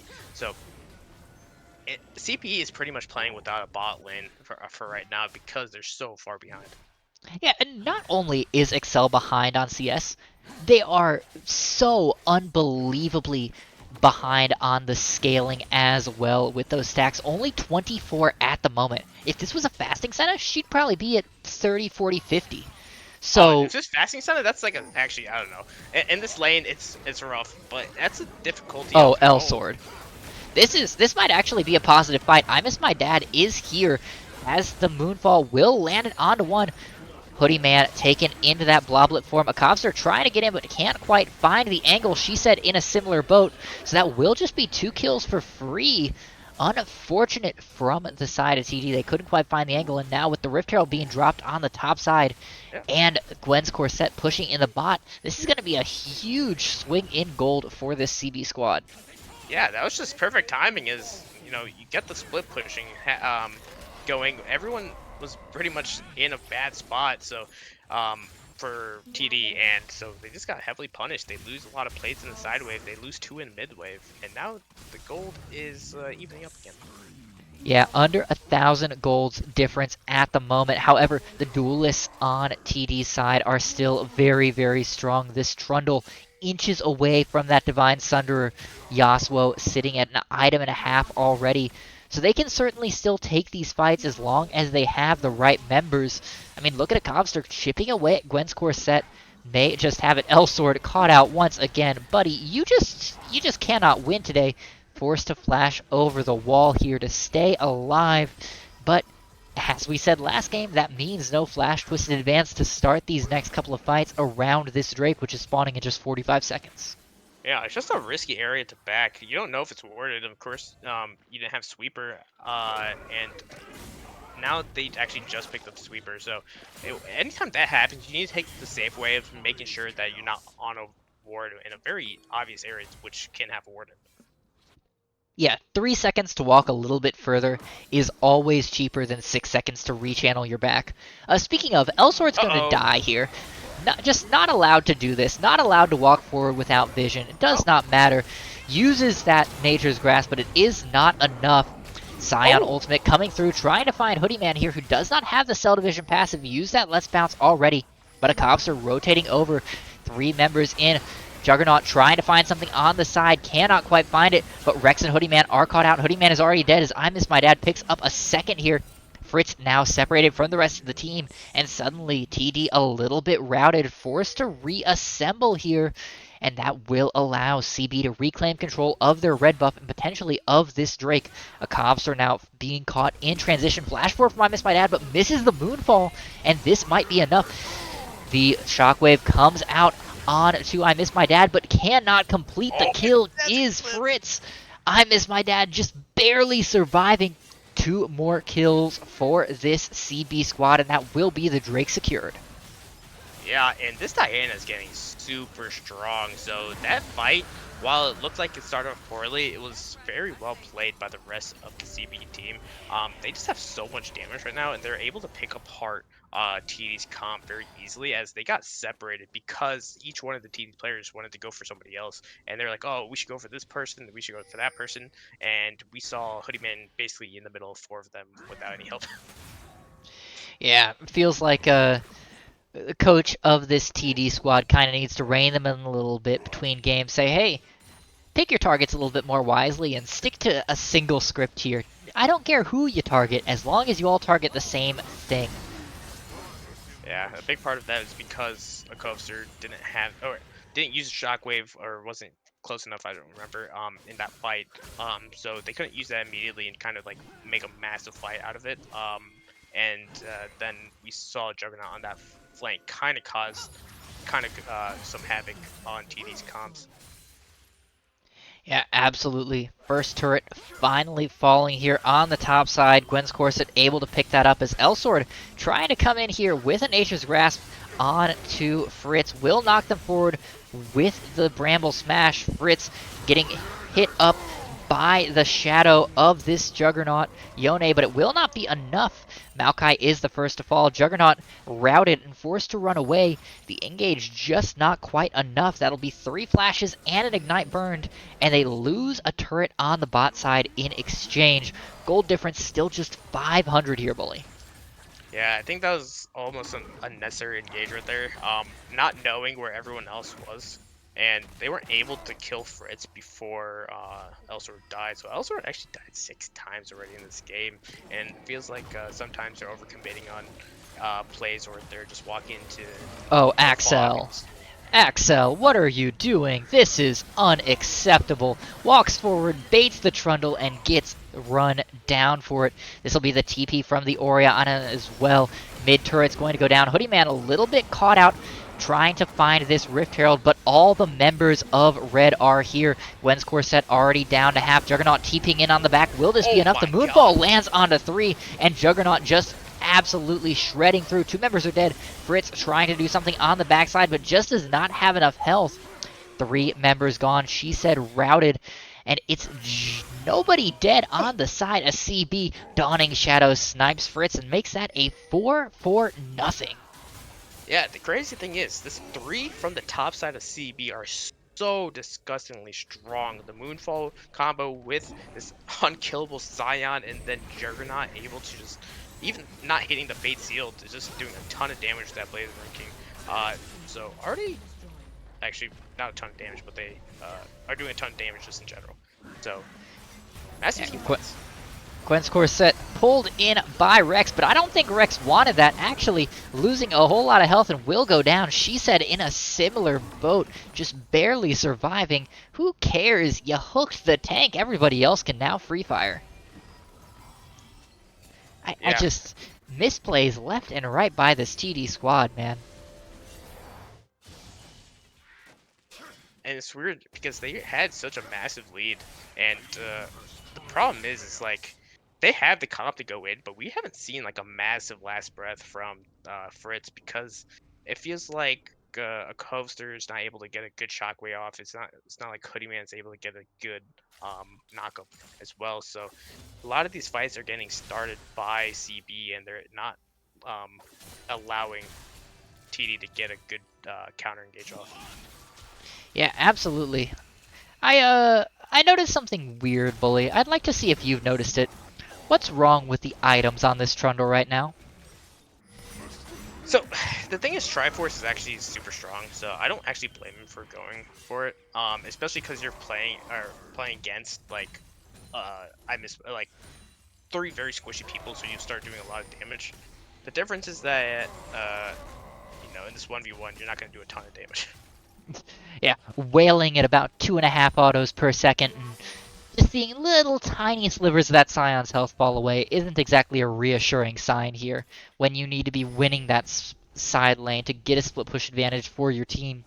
I mean, looking at the minimap, CB's winning the macro right now pretty heavily. They're going to pick up this mid tier 2, and they're going to pull TD away from this Drake right before it spawns. To be fair, in the top side, oh, she said it. Yeah, Rex does find the engage. She said is roaming down. Dawning Shadow buys a whole lot of time, though, and Axel is here. Last Breath only onto 1 as Scion joins the fight. Moonfall onto 3, and their health bars are just demolished. She said now running away, looking to die for the first time this game.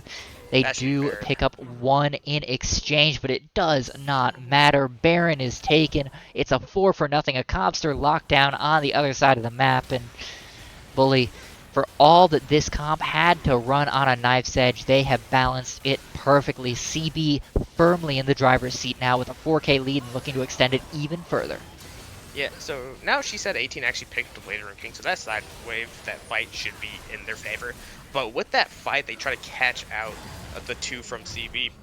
They kind of walked into a trap and they just got wiped. They lose the Baron. Dragon is also going to be started by Juggernaut, but I don't think they're Shockwave comes down. Juggernaut might die here, forced to use that Fate Seal defensively.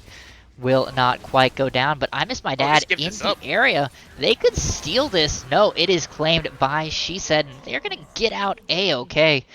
Boy, that was dangerous, continuing to fight that without a jungler in the area. Yeah, it was close, but the big thing is CP did have a lot of gold, and they lost Juggernaut right there. Juggernaut was not part of that fight. Excel is sitting on 2,300 gold. So if there was a way for TD to get back in the game, if they were all there, they could have tried to turn that around, get the win, and kind of do what they did last game, where CP got the Baron, but then just threw it away. Yeah, I mean, this game isn't quite over. There's still it's only a 5,000 gold difference. There's still outer turrets on the board, although not for much longer as Gwen's Corset going to be able to force this lane in, running down a Cobster here slowly but surely, forcing the flash out even as the Decimating Smash comes through. I mean, good grief, this Scion is strong, especially when you have other members coming to support. Cobster might just die here as the smash comes out. Hex Splash over the wall, Axel on a rampage. That'll be a tier 2 taken for sure, as that last turret auto nearly took Excel down. Yeah, that was a little bit dangerous. Rex, though, similarly in a poor spot, knocked up by the Decimating Smash, and will be run down here by I Miss My Dad. Fate Sealed will secure it for Excel there. Dawning Shadow over the top as Gwen's Corset pops the ultimate, wants to continue pushing this in. Will just be enough to get some chip damage on that turret and call it a day. Yep, and we're going to see a 7k goal lead for CB right now. Excel didn't have the best laning phase, but they've been able to pick up a lot of kills, so they're sitting at 8-3 and 11 right now. But this is all driven by the top side of CB. They're making the big plays, they're taking the big fights, they're getting these major combos off that TD's not able to do anything about it. So it was all about who gets a first engage, and right now CB's getting every engage very easily, and exactly the engages that they want. Yeah, and we praised TD's macro in Game 1. They did a great job of doing better than CB, of working around the map, of knowing when to call fight. Comparatively praised. But this game, CB has just been so much better. They've locked down the early advantages from this TD squad. They knew, yeah, sure, Fritz has become a problem, but they responded to it so well. Fritz got those 6 kills very early and has been dead silent since. As Rex gets caught out here, down under 600 health, will likely fall to Juggernaut. However, the combo in return brings I Miss My Dad low, but it does not matter. Axel free firing on the backside, gets a double kill. A Cobster now running very, very low. A triple for this Senna with just the Trundle left. This has to be more turrets right as this Baron falls off, but oh boy. the wheels truly off the bus for TD Daggers. Yeah, Coaster actually hit a one-man shockwave right there onto I Miss My Dad. They eventually got I Miss My Dad, but the value that I Miss My Dad is getting, being just heavily targeted, allowing the rest of the team just to free hit, is absurd. Yeah, and for all that they're being hit, they're not dying hardly at all. 7, 3, and 16 is a perfectly respectable scoreline for a Diana that is being the major engage here. So no real problem for this Diana as 60 seconds until the Drake, 2 minutes until the Baron, and you know, I'm not a betting man, Bully, but I'd put good money down that we don't see the end of this next Baron buff. Oh, well, we might not see the end of Fritz right here. Yeah, Fritz caught out Gwen's Corset and Juggernaut, trying to take him down. Wow, those Qs red do buff. so much to cut through that health So bar. much Juggernaut on a rampage. Whew, And boy. this was a game where Fritz started at 2-0-1. Now they're sitting at 6-7-6. And it's not looking too good. And the big problem is that there's no another threat in the game that they need to target. The other Yeah. threat would be a Kovsker. And Kobe doesn't have a lot of items. They have 1.5 items, and the only damaged item they have is the Leandres. Yeah, 1, 7, and 2, you're not exactly considered someone who does damage, is relevant, is a major concern. So props to Juggernaut there. Did a great job of controlling this mid lane and not letting their laner become relevant. That's a great way to turn the enemy team unidimensional here. Yep. She said 18, gonna take that topside tower, just trying to get some kind of value out of that. Some gold back in their pocket. But look what's happening. There's both Hoodieman and She Said 18 on the top side of the map. I'm surprised CP just didn't actually just look to pull the trigger at any point right there, because they are so tanky. They have so much damage that they could wipe this fight before Hoodieman and She Said 18 could even join the fight. Yeah, even with a single man advantage, you can absolutely just look to slam into this inhibitor turret and try and force it. But they're playing it slow, they're playing it intelligent, they want to get this Baron and end through that, and I can't fault them for that. You know, take the opportunities to get the macro experience where you can. Oh, Weird what Let's the Bounce Hoodie Man trigger, just that's a mistake by Hoodie Man. Slipped his finger a little bit too far to the right, and now Scion ulting in, wants to try and find anybody here. Doesn't quite hit it, and is now very, very deep, but that's going to be plenty of time bought. Gwen's Corset so tanky, as She Said and Hoodie Man now caught on the wrong side of the fight. Axel going to be forced to flash away. The Dawning Shadow will not connect. And now maybe, just maybe, Red can get something? No.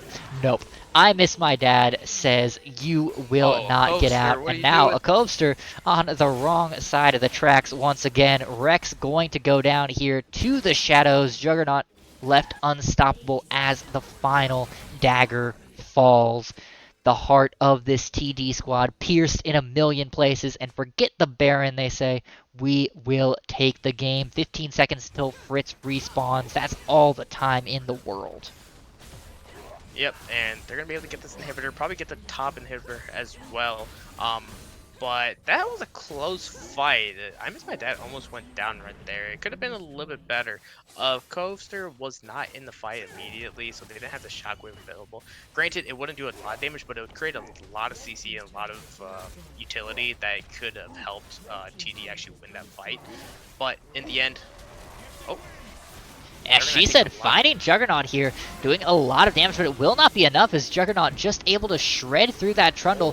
Very damaging, but not tanky as Rex picks up the shutdown here. A Kovster trying to help turn that into 2 onto Elsword. They will get it and save that top inhibitor. So a little bit of gold back in the pockets. Unfortunately, none of it going to this beleaguered Orianna. Yep, Baron is up, and looks like TD is going to make their way towards it. They did lose both of their inhibitor, or all 3 of their inhibitor turrets. But they should be able to secure this Baron unless I Miss My Dad makes another great play. It steals that Baron, and then also that Moonfall is available. And we've seen that do a lot of damage before, and now the completed Rabdon's Dead Cap is going to do a ton more.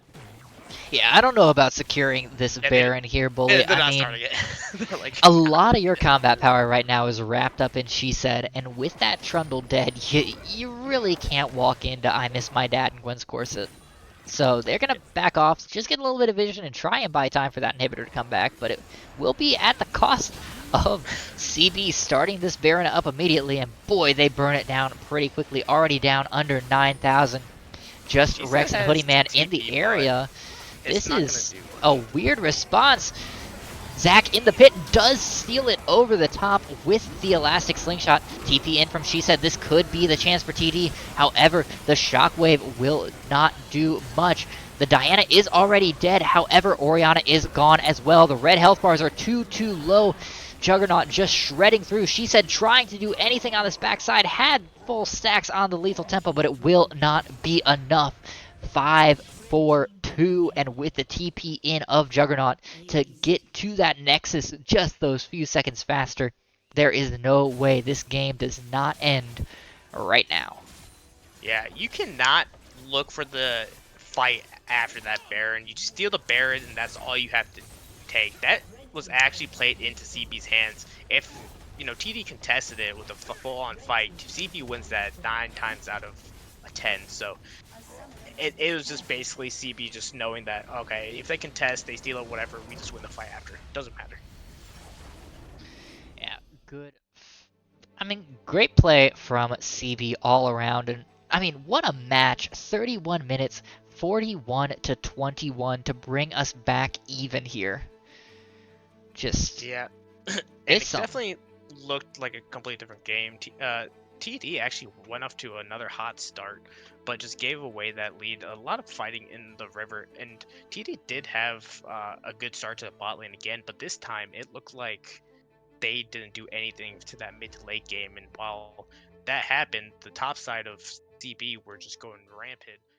And I Miss My Dad, and I criticized his play early, like his level 2 gank, but him picking up the kills, he was able to make a lot of plays around the map, especially in those team fights along with Juggernaut. So they were able to dictate the course of the game, and eventually, CB comes on top of that. Yeah, I mean, you can see from the damage graphs here just how multi-dimensional this CB squad was, whereas TD, all of their eggs by the end were in that Trundle basket. But Sion, Diana, Yone, all very similar in damage done, in golden pocket, in participation in this game. Just so much wrapped up in them, whereas Fritz, as you said, despite the early wins, could not get their feet under them. And boy, oh boy, Bully, does TD have a lot to clean up moving into Game 3. Yep, and we definitely will be in Game 3 soon, I hope, as it will make for a long night. But we're at 1-1. This is still anyone's series, and, I feel like this is going to go to 5 games.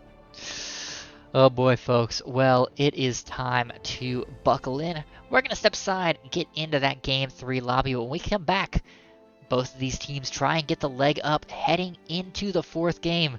Not going to determine a champion with this next game, but maybe Game 4 will. We'll be right back.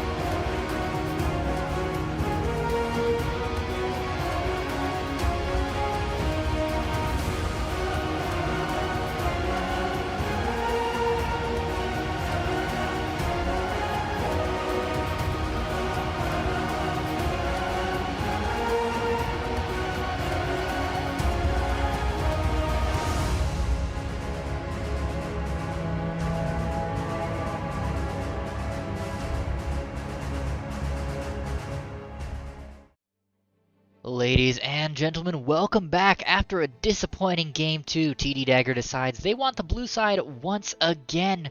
We're now down to a best of 3 after CB dominated Game 2 41-21. Bully, you think TD has what it takes to turn this one around? I mean, yeah. I mean, we saw some bright moments in the first game from them. In game 2, it felt like She's at 18 was kind of like they were pretty strong, but they couldn't get anything going. They got pulled into a lot of team fights and kind of skirmishes that they probably shouldn't. They probably didn't want to be in because they wanted to start split pushing. They wanted to start creating havoc in the side lanes, but they were never able to. Yeah, absolutely. And some of that comes down to just how beefy Gwen's corset was on that Scion. Just impossible to tear through for the Trundle, and I mean, good grief. Admittedly, it would have been easier if it had been a Divine Sunderer as opposed to the Triforce, but you gotta imagine that it wouldn't have fixed a lot of the underlying issues with what was going on there. Yeah, I mean, once they got to the Blade of the Ruin King, they started doing a ton of damage, so it might have been worth it just to go Blade of the Ruin King first, and you would have won that trade every time. But they opted to go for that Triforce first, and it didn't work out too well. But in this draft, TD Daggers opts to go with the Zyre Rel combination, while Queensguard takes the Misfortune Diana. This is the second time Fritz has spelled the guard wrong, so I need to go teach him how to spell guard. Yeah, I was gonna ask, is that intentional or not? But no, this is just people not knowing how to spell guard. It is U before A, folks. Not the most difficult thing. The Diana, of course, presaging the Yasuo here. Maokai was banned by CP. They don't want to see that for a third game in a row, but boy, with the Rel here, I'm a little bit surprised that TD didn't just go ahead, pick up that Yasuo, and take it away from CB. I mean, yeah, it's not in a Cobster or She Said's wheelhouse necessarily, but the denial of it onto a Diana, especially a Diana like I Miss My Dad, who was absolutely lights out last game, just feels so necessary here. Yeah, it's gonna be another high damage comp from CB. They're gonna probably end up going with another tank top. There's not actually a lot of takes that went through, but Thresh getting picked to match with this Yasuo. Yeah, Thresh here to support the Misfortune, or Alistair to support the Misfortune. There you go. Still, good lockup into that bullet time, which will be going on top of the Diana Yasuo anyway. I mean, this is a wombo to end all combos here from CB. All they could really need on top of it is a Malphite, which they've already banned away from themselves. So perhaps an Ornhorn instead. I think No. that's You throw everything at the same spot. You want one person to just not be allowed to play the video game. And looks like She Said is gonna pick up the Alawi, and that Alawi has been one of their mainstay picks in solo queue, as they have a 69% win rate on that champion. Yeah, that's pretty nice. Through 13 games, but there's a reason why we're saying the Olaf ban, because they have an 82% win rate on that. Yeah, 82% win rate, regardless of how many games, is pretty impressive. You gotta give them credit there, and as a duelist in the side lanes, they have been doing a great job of holding their own. It's just, the rest of TD hasn't done a great job of actually taking up on it, as Hoodie Man's going to be picking up the Shaco here. That's a bit out there. How do you feel about it? That is definitely out of left field. The Poppy just being instant locked to the top side of the map for Queensguard, so they're just looking to knock out the Alawi every time a fight starts, and I think that was in their realm. I think they knew they wanted to pick that if She Said ever picked that Alawi, and that was just a straight up instant lock. Yeah, it makes a lot of sense. In addition, the steadfast presence from the Poppy does disrupt the Alawi from being able to jump in there with those Ws, get those slams in. So it feels very good for Gwen's Corset as long as you can play it right, and fills that niche that they've been fitting for this team of just big tanky disruptor that sits in the front line and makes sure that TD Dagger can't do what they want to do. So Yep. Queensguard definitely drafting to their strengths right now. And it helps against the rail as well. So a lot of the engage, actually, pretty much the main engage for TD Daggers are just gonna be, have to be wary of that Poppy, because the Poppy can stop it real quick, and then you're a rel, and you're gonna get grounded. You're gonna be super slow. You're just gonna be comboed. You're just gonna be dead. And CB's Queensguard drafted a pretty hefty front line, a lot of playmaking ability from multiple of these members, and allowing this Misfortune to basically be untouched in the back unless the Shaco becomes super strong and starts backstabbing Misfortune and just one-shotting her. Yeah, and this is a bit of a shift from Hoodie Man, starting with the Rammus, going into the Zac, and now on the Shaco. I mean, this is a completely different energy coming out here, and I'm curious, after having played 2 games in a row of that tanky frontline engage, whether they're going to be able to shift their mentality in time. I know in these long series, a lot of times that kind of fatigue starts to set in, and you start playing kind of the same game regardless of what champion you're on. Yeah, so Hoodie Man does play quite a bit of Shaco. They have 18 games this season, and they do quite well. They opted to go for like that Ghost build or Ghost Blade. So they're super fast. They get Dazzle's River, so they start one-shotting pretty easily. They'll probably take the Smiting Knight, as you know, Flash is kind of unnecessary. But we saw in game 1 how much of a presence they had very early in the game, creating a lot of plays, getting flashes, getting kills. And on the Shaco, it's very easy to do, especially when you're bringing Ignite. Oh, for sure. You can cause plenty of disruption.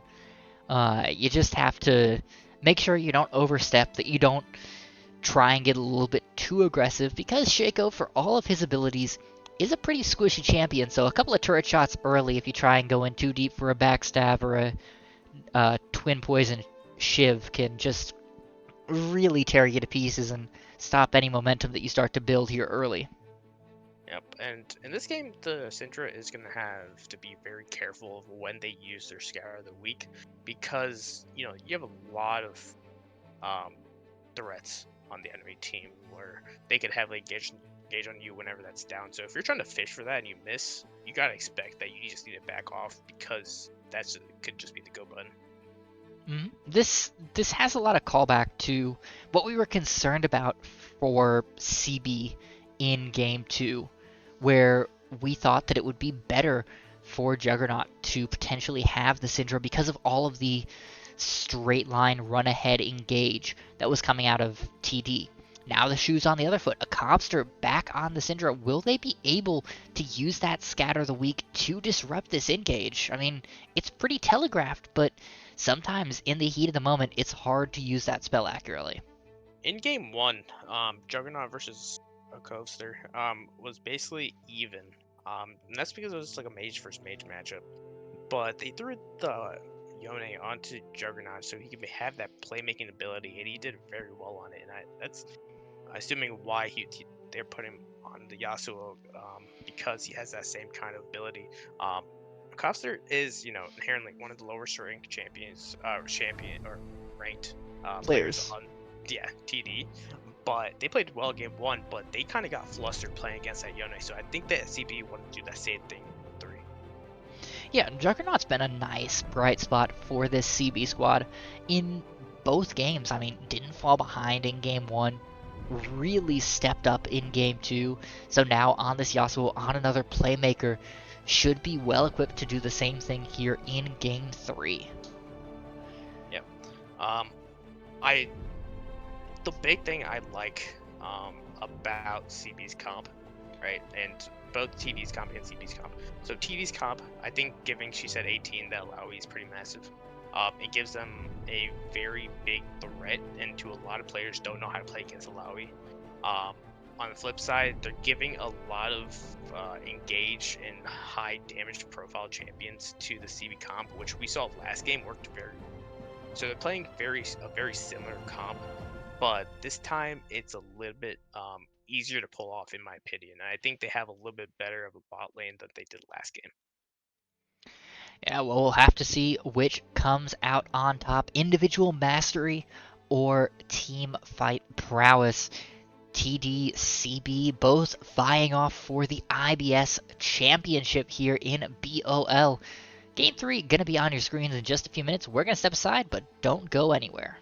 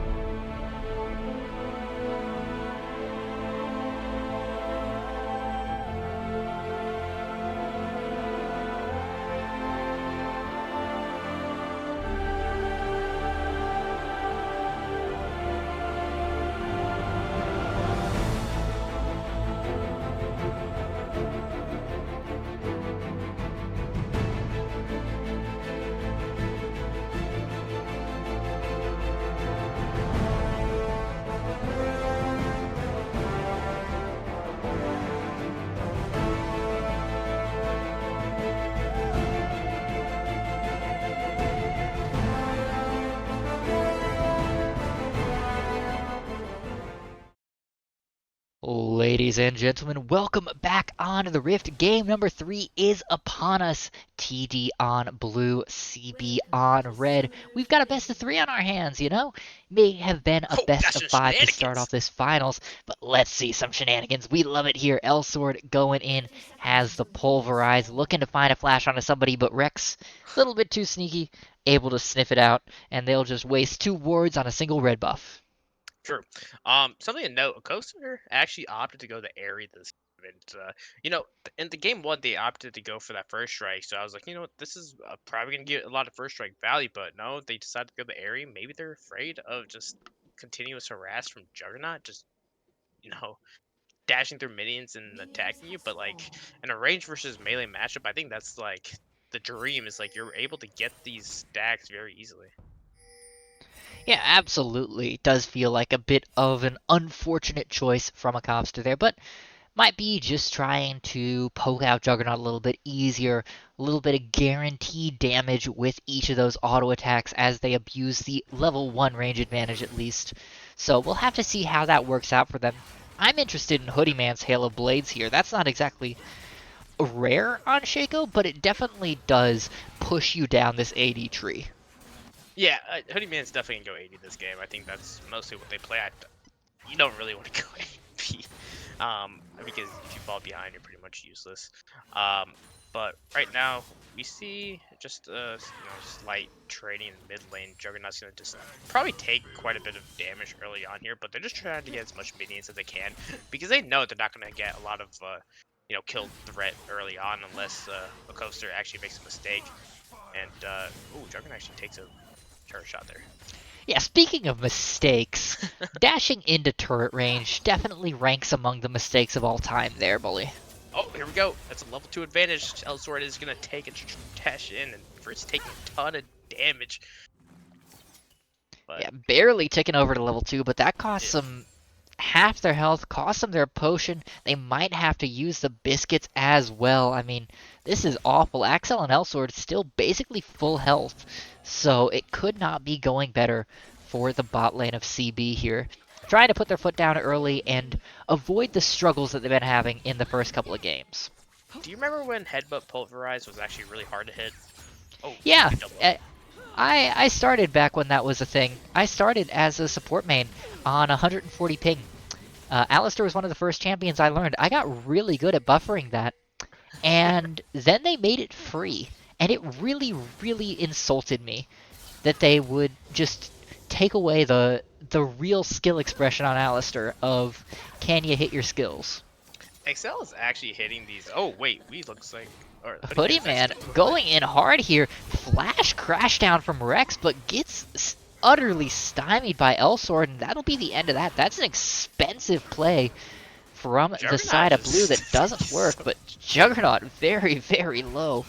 Good grief, fights everywhere as Hoodie Man running out of health, forced to deceive away, trying to get out from I Miss My Dad.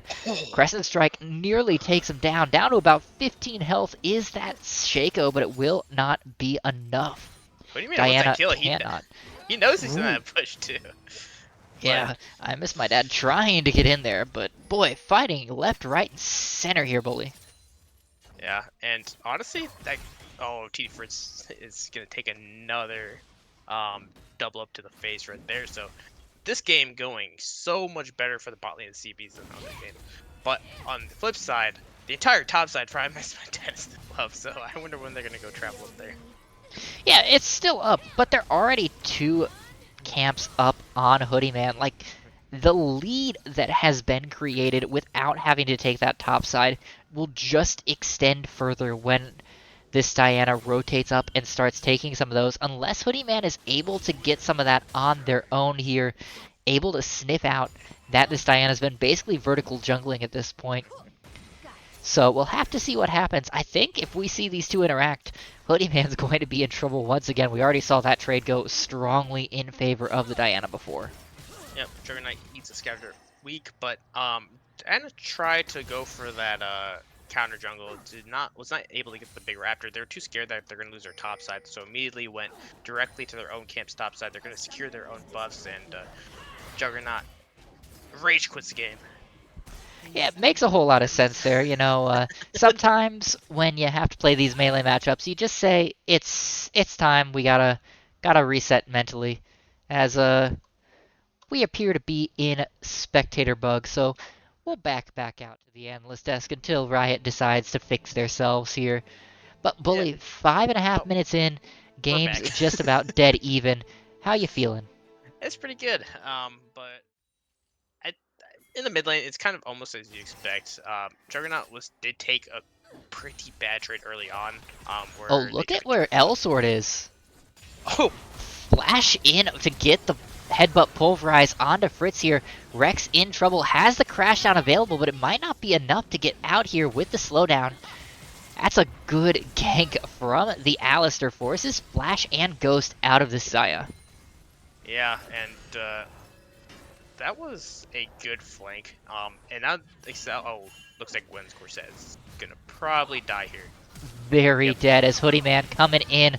Two-shift poison will do it. First blood goes to Hoodie Man here. Finally, the Shaco on the board. And Will look be at at the the cost of this CS. Drake, though. Look at the CS difference mid lane. Coaster has 43 to Juggernaut's 19, so this Cinder pick is paying dividends as they look so much better and so much more comfortable on this champion than the Oriana. So if this is up, I think they should always just slam this pick. Yeah, it definitely feels more comfortable here. And having the range advantage, too, is doing wonders for them because Uh-oh. it means they're not in trouble. However, Elsword gonna make sure trouble comes to them. Akobster gets hit by the last breath. Beautiful scatters the weak on to 3, but it is too little too late. Would have taken an immediate flash out of there to stay alive, but Akobster wanted to save it for his next life. So, kill over to Jug to rebalance this just a little bit here in the mid lane. And Elsor's looks like a completely different player in this game. They've been all over the map, and they're able to get a kill onto Juggernaut, which Juggernaut definitely needed. They're getting zoned off CS, but look at what's happening top side as Hoodie Man's back top, just trying to kill Gwen's Corset. Yep, no Keeper's Verdict available this time. The Steadfast Presence is going to buy a little bit of time, as she said now popping the ultimate will take down Gwen's Corset eventually here.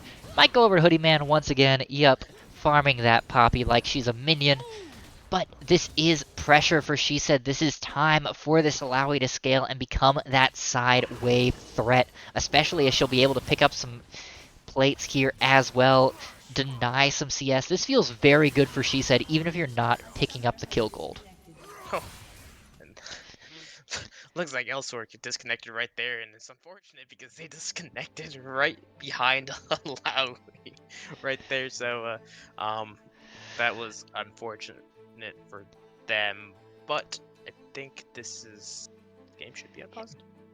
Yeah, we'll hold for pause bug here. It's nice to have 2 pause bugs in 2.5 minutes. Gotta love Riot games. But on the plus side, this game definitely could be worse for both teams. They're keeping it fairly even on opposite sides of the map. Yeah, and that was so much damage. The Quiver is complete for Excel. I'm surprised Excel is not opting just to go for that the like Ghostblade build. It does so much damage, especially the bullet time. But I think they're going for the Kraken Slayer. Yeah, the Kraken Slayer does look to be what Excel is going for, but I agree. I would have liked to have seen the pen build here, especially because of the fact that outside of Rex, you don't have a lot of resistances on this TD squad. She said's going to be kind of a health tank. His last breath coming in onto a Cobster, down under half, but a beautiful scatter the weak to push them back into turret range will be just a bit in vain, though, as the kill picked up by I Miss My Dad. Yep. And right now they're trying to get Juggernaut going right there, and I Miss My Dad going right there. As you know, each each one of them picked up a kill. And the bot side Excel had to flash because the threat of Rex engaging was so massive. As they would have actually caught Excel if he didn't flash. So that was a good flash. Excel is still up in CS, still doing a ton of damage. So it's going well for the bot side. They're actually going to be able to pick up this Rotero and kind of snowball one of the lanes yet again. And I think they're probably going to try to kill a coaster again in the mid lane, and then just use it to try to break open the mid lane turret.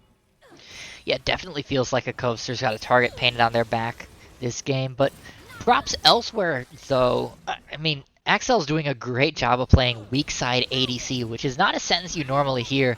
She said perhaps in a little bit of trouble. Moonfall is available for I Miss My Dad. Will not get used here, though. I think it's a very ballsy play to actually go for the, gank and just a full commit to that kill. Because she said 18 does have the ultimate available. The Leap of Faith will just start doing so much damage. And on top of that, Hoodie Man X was in the area, which, if you engage on that fight and you get counter ganked, you're just both dead and you just lose a lot of pressure up top. Not only that, she said 18 would get even stronger, and then the sideways, or just going to be impossible to match. Yeah, very true. Elsword supporting Juggernaut once again. Pretty sure he's allergic to being around Axel, and it's worked in their favor so far. Rift Herald dropped, going to be charging into that turret, and they're looking for something here. They find Hoodie Man on the side. However, that Hallucinate immediately popped. Featherstorm coming down over the top. We'll get a root onto 2. I Miss My Dad now in trouble, is going to fall. Juggernaut has been scared on the backside. Elsword is going to fall. Juggernaut will soon follow. And that's a 3-for-0 here. Or 3-for-1 rather, as the real Hoodie Man did fall towards the end. Yeah, they kind of overstayed right there. Is they the crash was going to happen, but they ended up just staying on that side of the map and allowed the entire team of TD just to roam up and just engage on them. And now a coaster picks up a couple kills. Fritz picks up a kill as well. It's a little bit overstayed that just turns out poorly. So you just gotta take that small win and just leave. Yeah, I do think it could have been better if Excel had maybe followed the rest of TD up towards that fight. The health bars were low enough that a bullet time over the top could have maybe turned the tides there, but no use crying over what could have been. CB just has to pick up the pieces, and the pieces right now include tearing through Rex's health bar, down under half already, forced to crash down away from Excel. The problem with matching that roam, if you're Excel, is that the entire river is dark. The entire, you have no way of knowing where Rex and Fritz are because your Alistar has been roaming the entire time. You don't have control of the vision. So in reality, Excel couldn't. Oh, poor Rex. Oh. Kind of like that. You didn't know where the entire CB team was, and Rex kind of had an idea as they kind of kept on going forward and back, and they're like, you know what, I'm gonna kill Gwen. Yeah, Rex may be the most common dog's name, but looking a bit more like Old Yeller at that point, just taken out behind the woodshed. Yep, this will be the second dragon going over the CB, so they are able to get that pick. The main engage is gone for TD, so there's no way to contest it. But I like that TD decides, okay, there's no way we're contesting it. We just go and farm, and that's exactly what they're doing. Look at the top side, though. She's at 18. Has a couple plates, has about 900 gold advantage on Gwen's set, so Iceborne Gauntlet already completed, so this is going to become extremely painful for this Poppy. Yeah, gonna pick up a third plate here as well. She said getting some good gold in their pocket. Hoodie Man does find I Miss My Dad here in a little bit of an awkward spot and will be collapsed upon, forced to use that Hallucinate very early, gets pulled in by the Moonfall. Down under 300, trying to get away. The Deceive might just do it as a Cobster finally roaming up will be enough to scare away I Miss My Dad. However, Juggernaut now alone deep in the fight, trying to get out of this alive. The Test of Spirit on Gwen's corset, slowing him down, bringing down those tentacles, doing so much to try and catch another kill, but Juggernaut might be able to just sneak out. Nope, a Cobster picks him up with the Scatter of the Week, and that will be one kill at the end of all of that trading. And that was just an overchase at that point. You know you're not going to be able to catch up anymore, but instead of just backing off, they just kept on trying to pursue it, and they just got caught out. Yeah, meanwhile, on the other side of the map, we didn't get to see it, but it looks like a good engage from Elsword, and a flash bullet time from Excel forced out the Featherstorm and the Ghost from Fritz. So Rex leaving their ADC alone paid off big for this for TD, as it appears we're a little bit backwards. We'll fix that. So CB got the good advantage there. They used a flash, but they were able to get a couple plates. They didn't get the full turret though, as it just turned to 14 minutes. So that turret in top side is going to be in quite a bit of danger when she said 18 is going to be back in the lane. But on the flip side, once Excel and Elsor are back in the lane of bot side, well, actually, it looks like Elsor is going for a journey. Yeah. Oh, a Cobster gets picked out by the last breath, but beautiful scatter of the week to push them back into turret range. That'll be a kill for Hoodie Man onto Juggernaut, and now Elsword forced to run for the hills. You play that card one too many times, and suddenly there's a counter. Yep, and Copster does have, you know, a 30 CS lead plus a couple kills to the belt. And so they were really strong, and they just kind of went for Excel, taking a ton of damage. Yeah, Gwen's Corset now test his strength, coming out, running very low on health. One more W will do it, and she said picks that one up. Now Elsword alone here in the top side, trying to save their top laner, but they are far, far too late. Will take a test of spirit to the back just to add insult to injury. Fritz in trouble on the bot lane, though. Will not even bother using that ultimate, just completely dead as TP in the top side. She said will be the target, forced to flash away from that NATO, but Juggernaut continuing to chase here, wants to find this kill onto the Alawi, does not use the last breath, but, well, because he didn't have it, but he doesn't need it, finally finds that kill. She said taken down now 1-1-3 as Axel picks up the first turret in the bot lane. Yep, and the Herald is going to be taken by TD as well. So they got the first turn bot side. She said 18 goes down. That's a big kill for Juggernaut. But on the flip side, Covey is getting extremely strong on the Syndra. And when you're a champion like MF and you pretty much have to stand still for your ultimate, you're pretty much a sitting duck for any kind of major scatter of the week. So if Coaster has that kind of angle, that MF will just get one shot. Yeah, and MF standing still is scary for another reason too, as Hoodie Man, with a completed Prowler's Claw, is a very, very potent assassin at the moment, can do a great job of tearing through what little health Excel has at the moment. Rift Herald popped here in the mid lane. They're looking to break through that mid tier 1 and start getting some vision priority around this jungle as Excel gets hit by the scatter, but no extra follow through. Yeah, that's kind of a scary thought right there. If the scatter did hit, that's most definitely probably Excel going down because they don't have flash. And, oh, Coaster is taking a lot of damage already. About 60% of their health bar right now. So Moonfall is available. Last Breath available. Bullet Time is available. We could see one major team fight right here as Elsword. Yeah, 8 seconds until this Drake spawns. TD has priority, but they don't have the fight priority as Rex caught out, forced to use that crash down defensively, matching TPs from both top laners. As I miss my dad all alone, Keeper's Verdict only sending the Rel away. However, still a match numbers fight because of the hallucinate. Big ultimate from the Alawi. Bullet Time over the top, only firing onto one. She said picks up the first kill, picks up two. However, Misfortune able to pick up a second. Has not been touched on the backside as Juggernaut now tearing through the front side. I Miss My Dad still has not fallen. It's just Hoodie Man left. A 4 for 2 already. Can this Shaco get back in to try and steal this Drake? Looks like no. Juggernaut zoning them away very effectively. And despite what looked to be a good counter engage and a beautiful Alawi ultimate over the top, it was not enough. CB winning this fight by a landslide.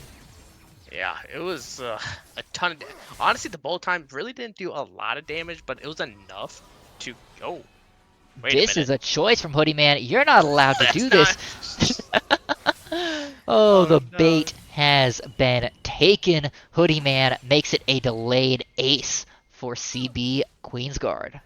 Yep, and CB is going to be able to push out this bot lane too, get a good reset. That's going to be about 2100 that Excel can spend, and they'll be able to finish. I think they are going for the IE. Yeah, they are.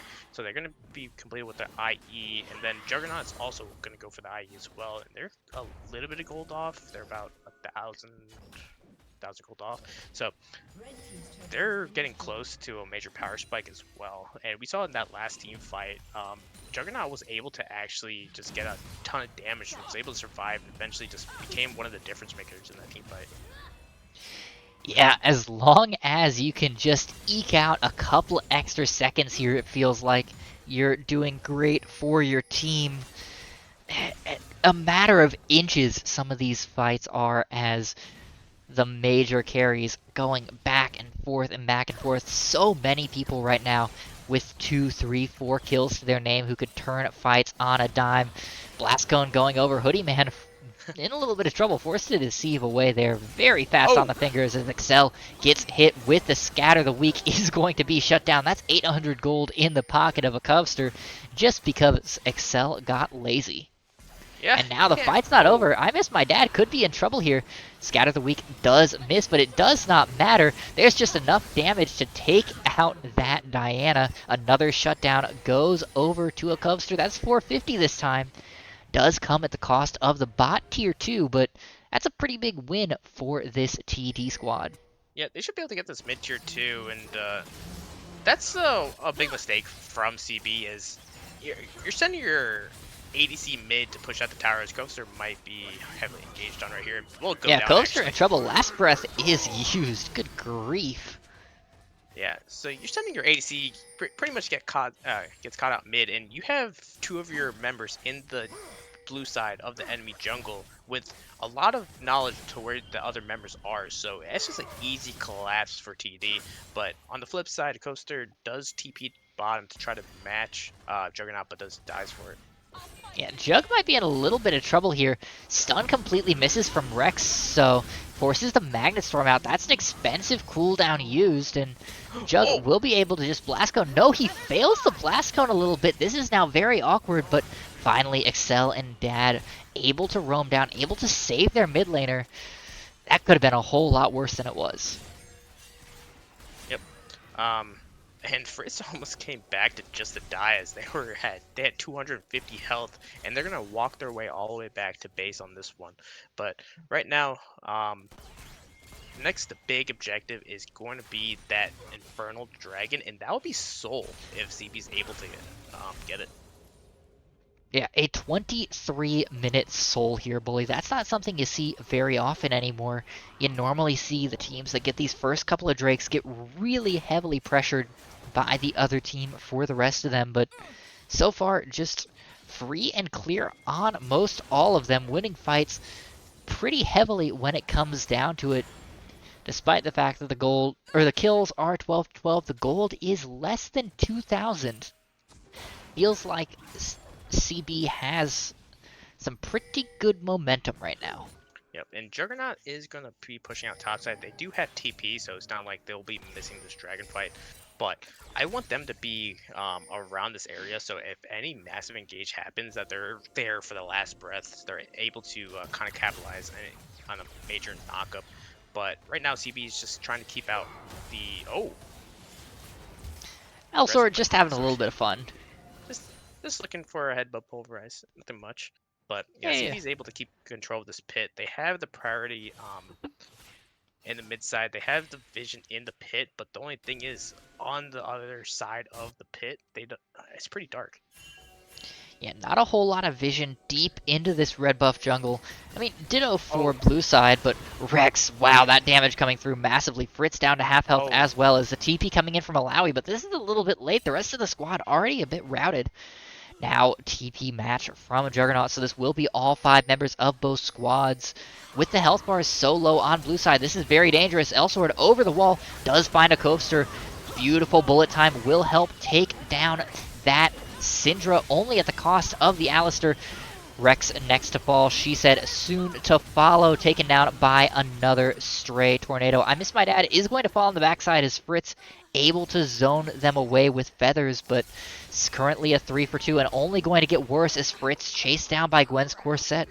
It's just that Shaco left and he has no health, he has no hallucinate, so that will be soul taken by CB at just 24 minutes. They don't know where Shaco is, so they were hesitant to start it, but they're going to start it now. But this might give an opportunity if Hoodie Man is able to get back into the area. No, this is too fast of a take. Yep. Yep, soul secured, and that's a really powerful soul for a team like this that's willing to duel. Hoodie Man looking to go in and trying to find a kill here onto Gwen's corset. Will stop the back. Is this going to be Wait, enough? Hoodieman's The dead. shield is too much. Yeah, Gwen's Corset just survives that and takes another free kill. Says, sure, I'll take 300 extra gold. Yeah, and Hoodie Man is with even with 3 kills, they're not really strong as Gwen's Corset was pretty much in the kill zone, but just with the Divine Thunder and the Plate Steel Caps, they were tanking enough to withstand that damage. Now with the jungler dead, this is just an easy Baron start. Yeah, Juggernaut is a little bit low here, so this could be dangerous, but Gwen's Corset TPing in will be enough to zone away the majority of TD. 3,000 health, 1,000 health, and the Baron is secured alongside Soul. Oh. Fritz now in trouble, locked down and blown up. No Featherstorm available means no escape for the Zvestian. Yep, and now Fritz is dead, and that was a late TP by our coaster trying to contest his Baron, but now without Fritz, you don't have one of your main damage dealers. It's gonna be hard to stop the siege from CB. Yeah, just the poke coming through out of Axel and I Miss My Dad is going to be enough to make this very hard, but they're also just buying time for the Poppy to get extra gold for the team elsewhere, pick up some of this standing gold with the turrets that they haven't taken on the top side.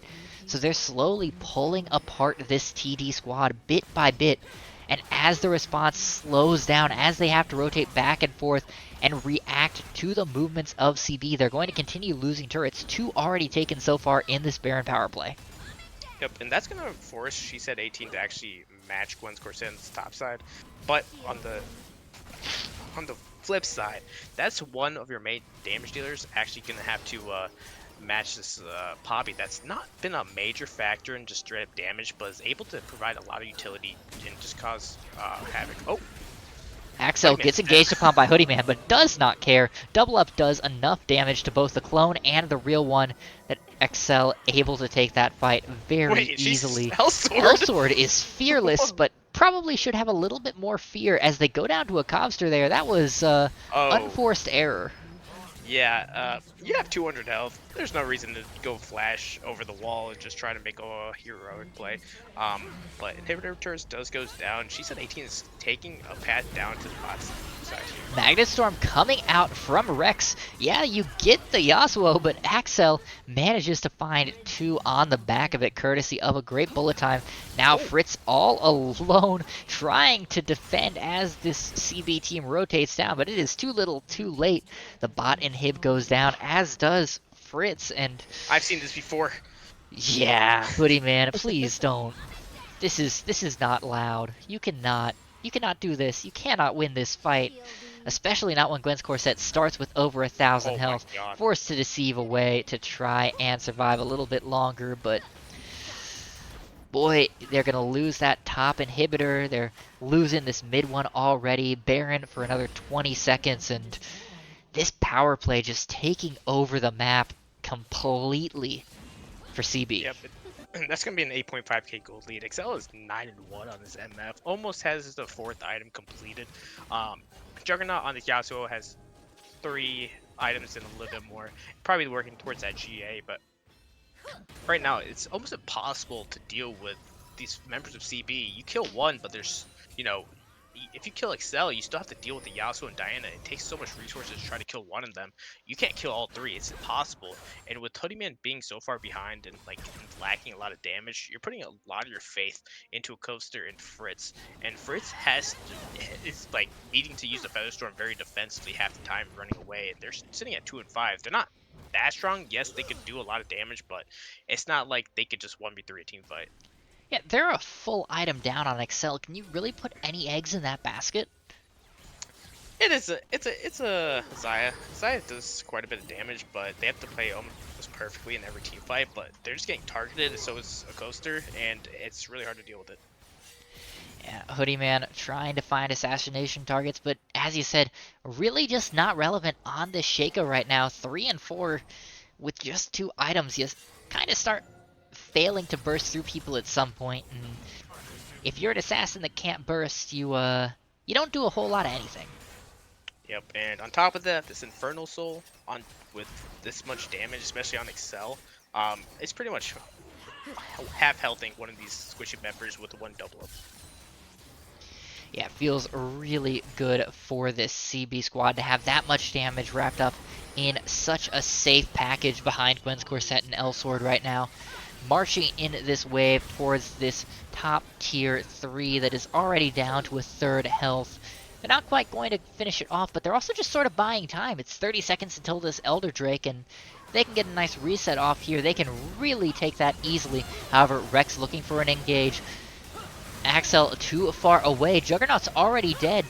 Yeah, this is very, very dangerous for Red, but Hoodie Man is gone. Elsword falls in exchange. 3 for 3. Axel still has nothing. Had to cancel the bullet time. So there is perhaps a chance for TD. Can they find more picks ahead of this Elder? Looks like no. Back starting to come out. And is this going to be Elder buff seeded by TD? Yeah, it's gonna be a difficult one. You have the jungler on CB, so CB does have a very big advantage here. But the problem is that if you somehow get wiped right here as CB, then that Elder just goes to TD, and that's just TD's way in. But they do so much damage that it just goes down within 10 seconds, and that's just gonna be Elder. And I feel like this game is gonna be done within the next couple minutes. Yeah, Baron spawning in 13. Feels all but certain that CB is going to rush for it. But a slow reset's coming out. I Miss My Dad just clearing through the jungle, actually. They're not in any rush to go to this Baron. Are they just going to take this slow and maybe not end with this Elder? That feels strange, but this is the Yeah, weirdest macro call I've ever seen. Yeah, especially like you don't actually even need the Baron, right? Because you have Elder. Elder is pretty much game securing at this point with this kind of comp.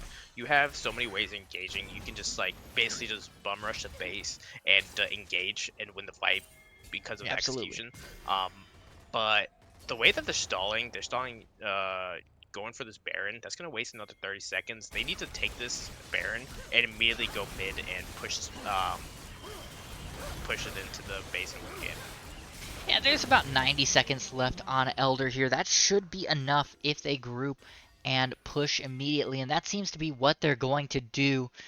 All 5 members of TD here around their base. It will be a final stand here at some point, unless TD wants to end this with a whimper. Elsword leading the charge in, gets disrupted by a Scatter the Weak, but able to take that pretty handily here. Still looking for an angle. Without the ability to get in there easily, they're just going to clear through these inhibitors, wait for TD to pull the trigger. She said looking for it with that soul pull. I Miss My Dad down to about 1,000 health. Timer ticking, just 40 seconds left on the Elder buff. Can they find an angle? Elsword's already dead here. Didn't even get to pop the Unbreakable Will. This could be a last stand that actually succeeds. One Nexus turret is down, though. The damage with that Crescent Strike is huge. Juggernaut down, forced to pop. A lot of shields to stay alive there, as she said, gets taken away by the Elder Drake's blessing. Axel similarly taking down Fritz. However, Hoodie Man might have enough to take down Axel on the backside. No, not enough. The Assassin too weak. The health bar is now very, very low for Red Team, but it will not be enough. They don't have any damage left, or do they? A Cobster managing to kill too, but it's just Rex left. Poor Rel does not have anything, nothing in the tank, and will not be able to save the Nexus. CB, well, they end it with a bit of a whimper, but at least it's a win.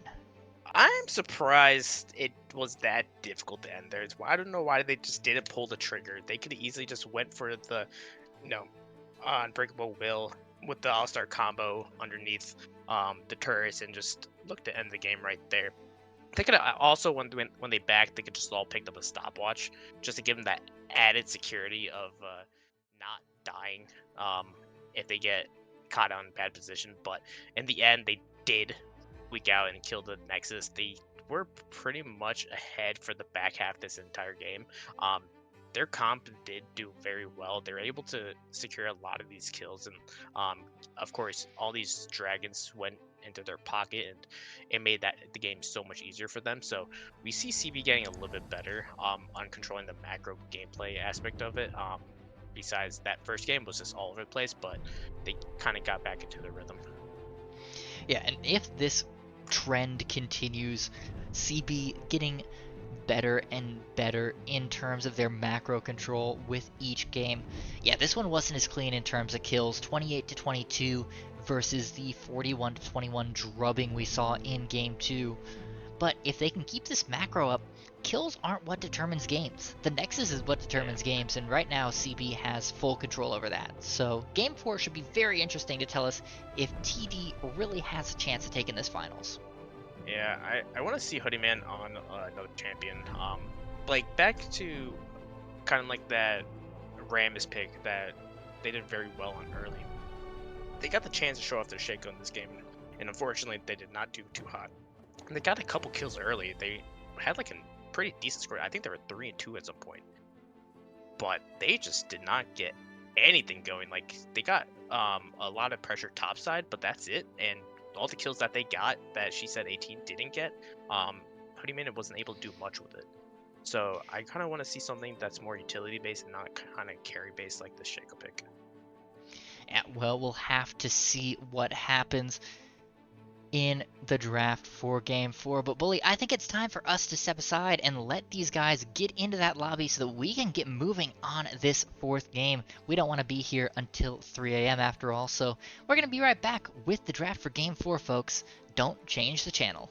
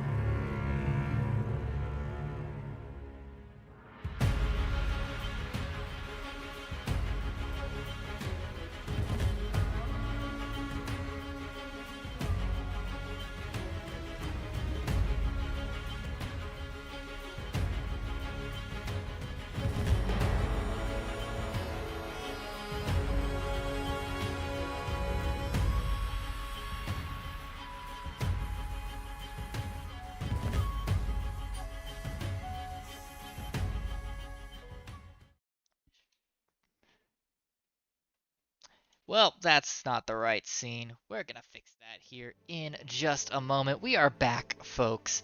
Game number 4.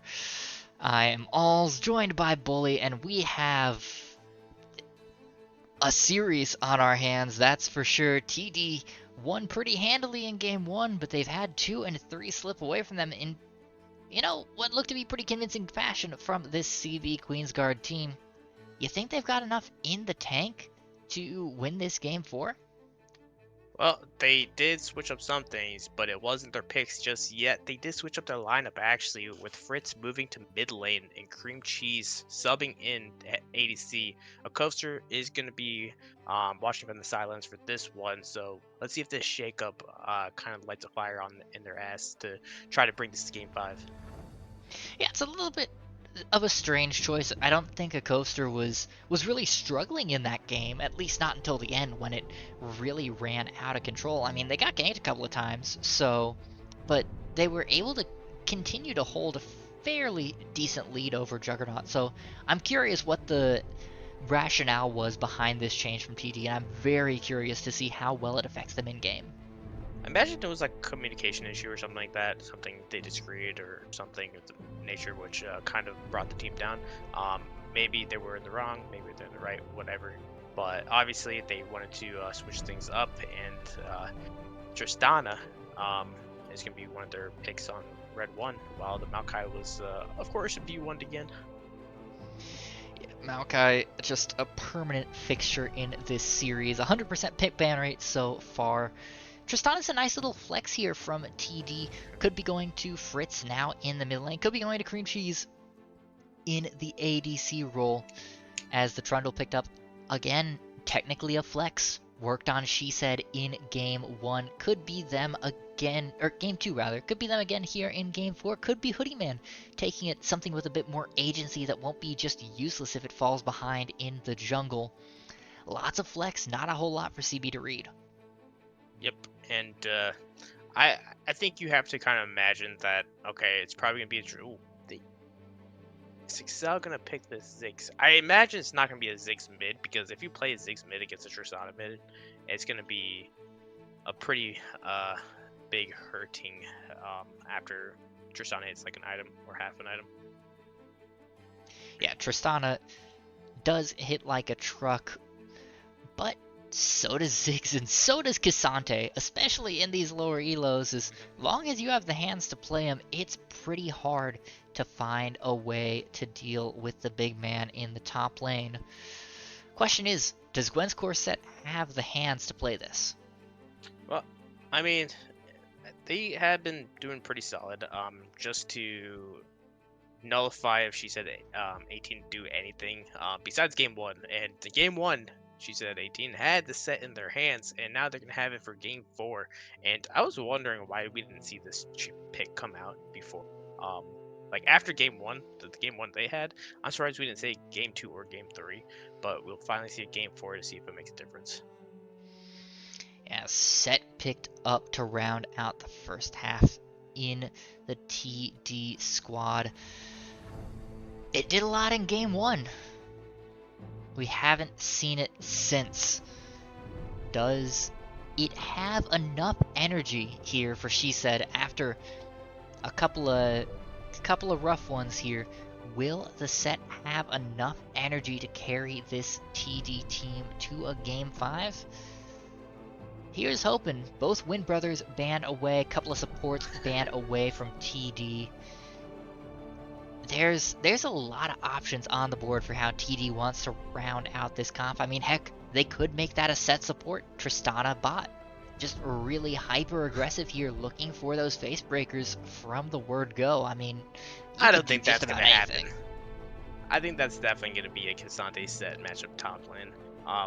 The Maokai, I don't expect. Actually, I'm gonna take that back. The Zaya is still available. I wonder if this Blitzcrank pick is going to ooh, all right, change what they try to do with the Ziggs pick. But I assume it's still going to go bot side, because Ziggs should be able to CS at a very safe distance. But you never know. Is this Ziggs Maokai? This is Ziggs Maokai. I think it's Ziggs Maokai, yeah. I don't know how I feel about that, especially into a Blitzcrank here, because that's not a lot of rescue potential for this Ziggs. If you get hooked by the Blitzcrank, if you get engaged upon by the Tristana, yeah, you have Bramble Smash and you have the Satchel Charge, but if those aren't available for this CB squad, you don't have a whole lot of disengage to try and stay alive here. So this is a dangerous, dangerous decision. Yeah, I wonder if Fritz ends up going a Twitch. For some reason, I feel like he wants to play the Twitch here. Twitch mid. That is No, that is not. a spicy Oh wait. call. Yeah, never mind. He's gonna play Tristana mid, I think. Maybe. I don't know. I don't know what they pick nowadays. Azir. Okay. Okay, so that's his Tristana ADC. Yeah, Yeah. Tristana ADC with the Blitzcrank into a Ziggs Maokai. I Oh. like those odds, bully. Now, how much does Fritz actually play Azir? He plays it a little bit. Like, he's alright at it. He has a couple of ranked games in the Azir. But, we'll have to see if he can pull out in comp. Yeah, playing something in solo queue is very different from playing it in competitive play. Azir is one of those premier 5-man picks. The Shurima shuffles can be so utterly devastating to the enemy team if you can shove them into a nice combo here. Unfortunately, TD doesn't have anything that really combos with it. It's not a lockdown comp. It's a disruption ultimate from the Azir, trying to buy enough time for the punch squad of the first 3 picks to tear through the rest of the health bars. So it'll be very interesting. It's not the easiest game for Fritz to pilot the Azir here, and they'll have a lot of work cut out for them. Yeah, and this Blitzcrank pick is gonna have to be coming clutch. I'm pretty sure they picked it last series, and it came up pretty big. You have to wonder if they're gonna go for that level 1 invade, and I assume they will. So if you're CB, you got to make sure you don't give them any room to make a play on you.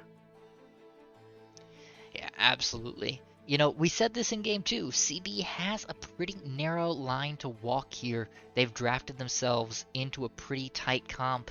They succeeded a couple of games ago in really taking that thin line and blowing it wide open, completely shifting the momentum of this match. Now, with the potential IBS championship on the line, they've done much the same. Hey, might not be too hard to walk that line one more time. Yeah, and it's do or die time for TD. And we saw them the same situation last week, but they were down 2-0 and they rose up to the occasion and they won. Will they be able to do it this time? The thing about last time is they stuck with their guns with that roster they had, but this time they switched things up. It's either they have to come out, even when Fritz was playing ADC the entire time, now it's going to switch to playing Azir. Totally different kind of play styles. It's going to be maybe some rust is going to be involved. Yeah, although we asked about the rust on some of the other players throughout this series and they didn't have any, they shook theirs off almost immediately. So perhaps despite this being game 4, they'll come out looking as fresh as if it was their first game of the day. But Bully, any other thoughts as we look at this draft coming together in the client set top Trundle in the jungle so far? So everything coming up the way we expected it to be. Yeah. Bot lane is going to be a point of just uber snowballing. If Rex can hit these hooks, there's no problem that Tristana can't be able to clean it up. Tristana just has a ton of burst damage, is able to, follow up on any kind of flash or any kind of try to disengage potential from CB. So, you get a couple kills under Tristana's belt. It's going to be a bad time for the Ziggs. Then you're going to allow Rex to be unlocked, able to roam mid, roam top, try to secure these rifts and dragons, and become like a team support instead of just being bot lane for the first 15 minutes of the game. Yeah, the same thing we saw Elsword do last game, right, with the Alistar. Roam, create chaos in other lanes, trust that your ADC will survive.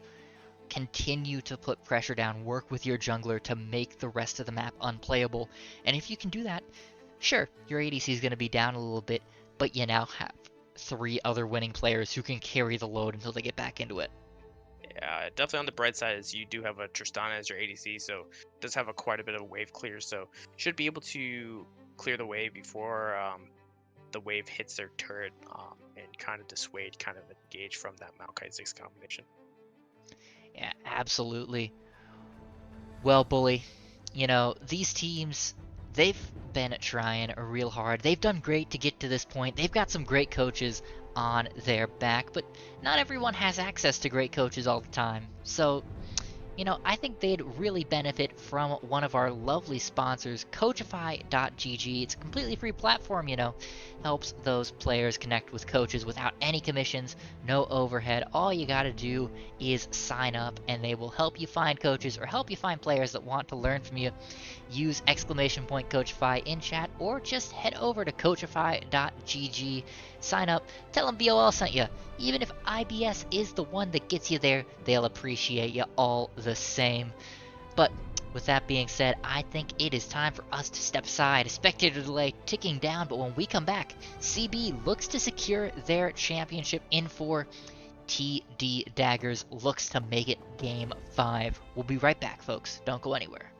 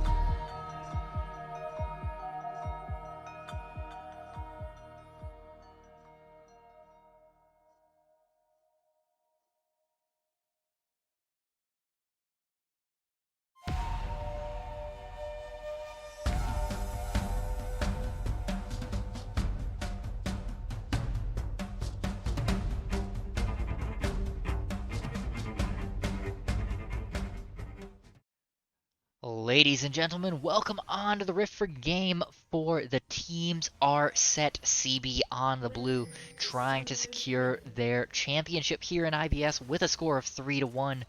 Whereas on the other side, TD, Daggers trying to force a 5th game here. They want a chance at this championship, but to do that, they need to beat the CB squad twice in a row. That's an uphill battle for them, but they have managed to Uh-oh. win the Battle of the Invades here. They've got some good positioning. They can maybe catch CB on the backside. Yeah, it looks like. Oh, wait a minute. Chaos is afoot here, Bully. They have completely swapped sides, and I think they might just ships in the night each other here. Complete whiffs from both teams. I can't believe they weren't able to see each other, but they will see TD on that ward. So, wow, they kind of just went a full circle around each other, and now CB will be seen on that red ward. Um, so Well, that was kind of depressing. I wanted blood. yeah, we could have seen a 5v5 fight right there if CB decided to sit in that tri bush. We would have seen a 5v5 easy. Yeah, unfortunate, but that does mean a pretty slow start to this game. Just match leeches on both sides of the board. Yep. And Hoodie Man, gonna just go. Looks like I wonder if they're gonna full clear right here, but I Miss My Dad is gonna go for a level 2 invade right here. Oh, this he's is gonna go for the invade. This is aggressive here from the Viego. However, they have some vision from the wards that they dropped in that early counter invade turned invade, so they will know exactly where the Trundle is, and they're going in pretty hard. Meanwhile, on the bot side, Cream Cheese taking a lot of damage here, caught up by Elsword, and is forced to rocket jump away. Look at this, Juggernaut in onto Hoodie Man as well. Scatter the Weak is going to connect. This might force out the Flash of Trundle. No, just takes him down to about 200 health.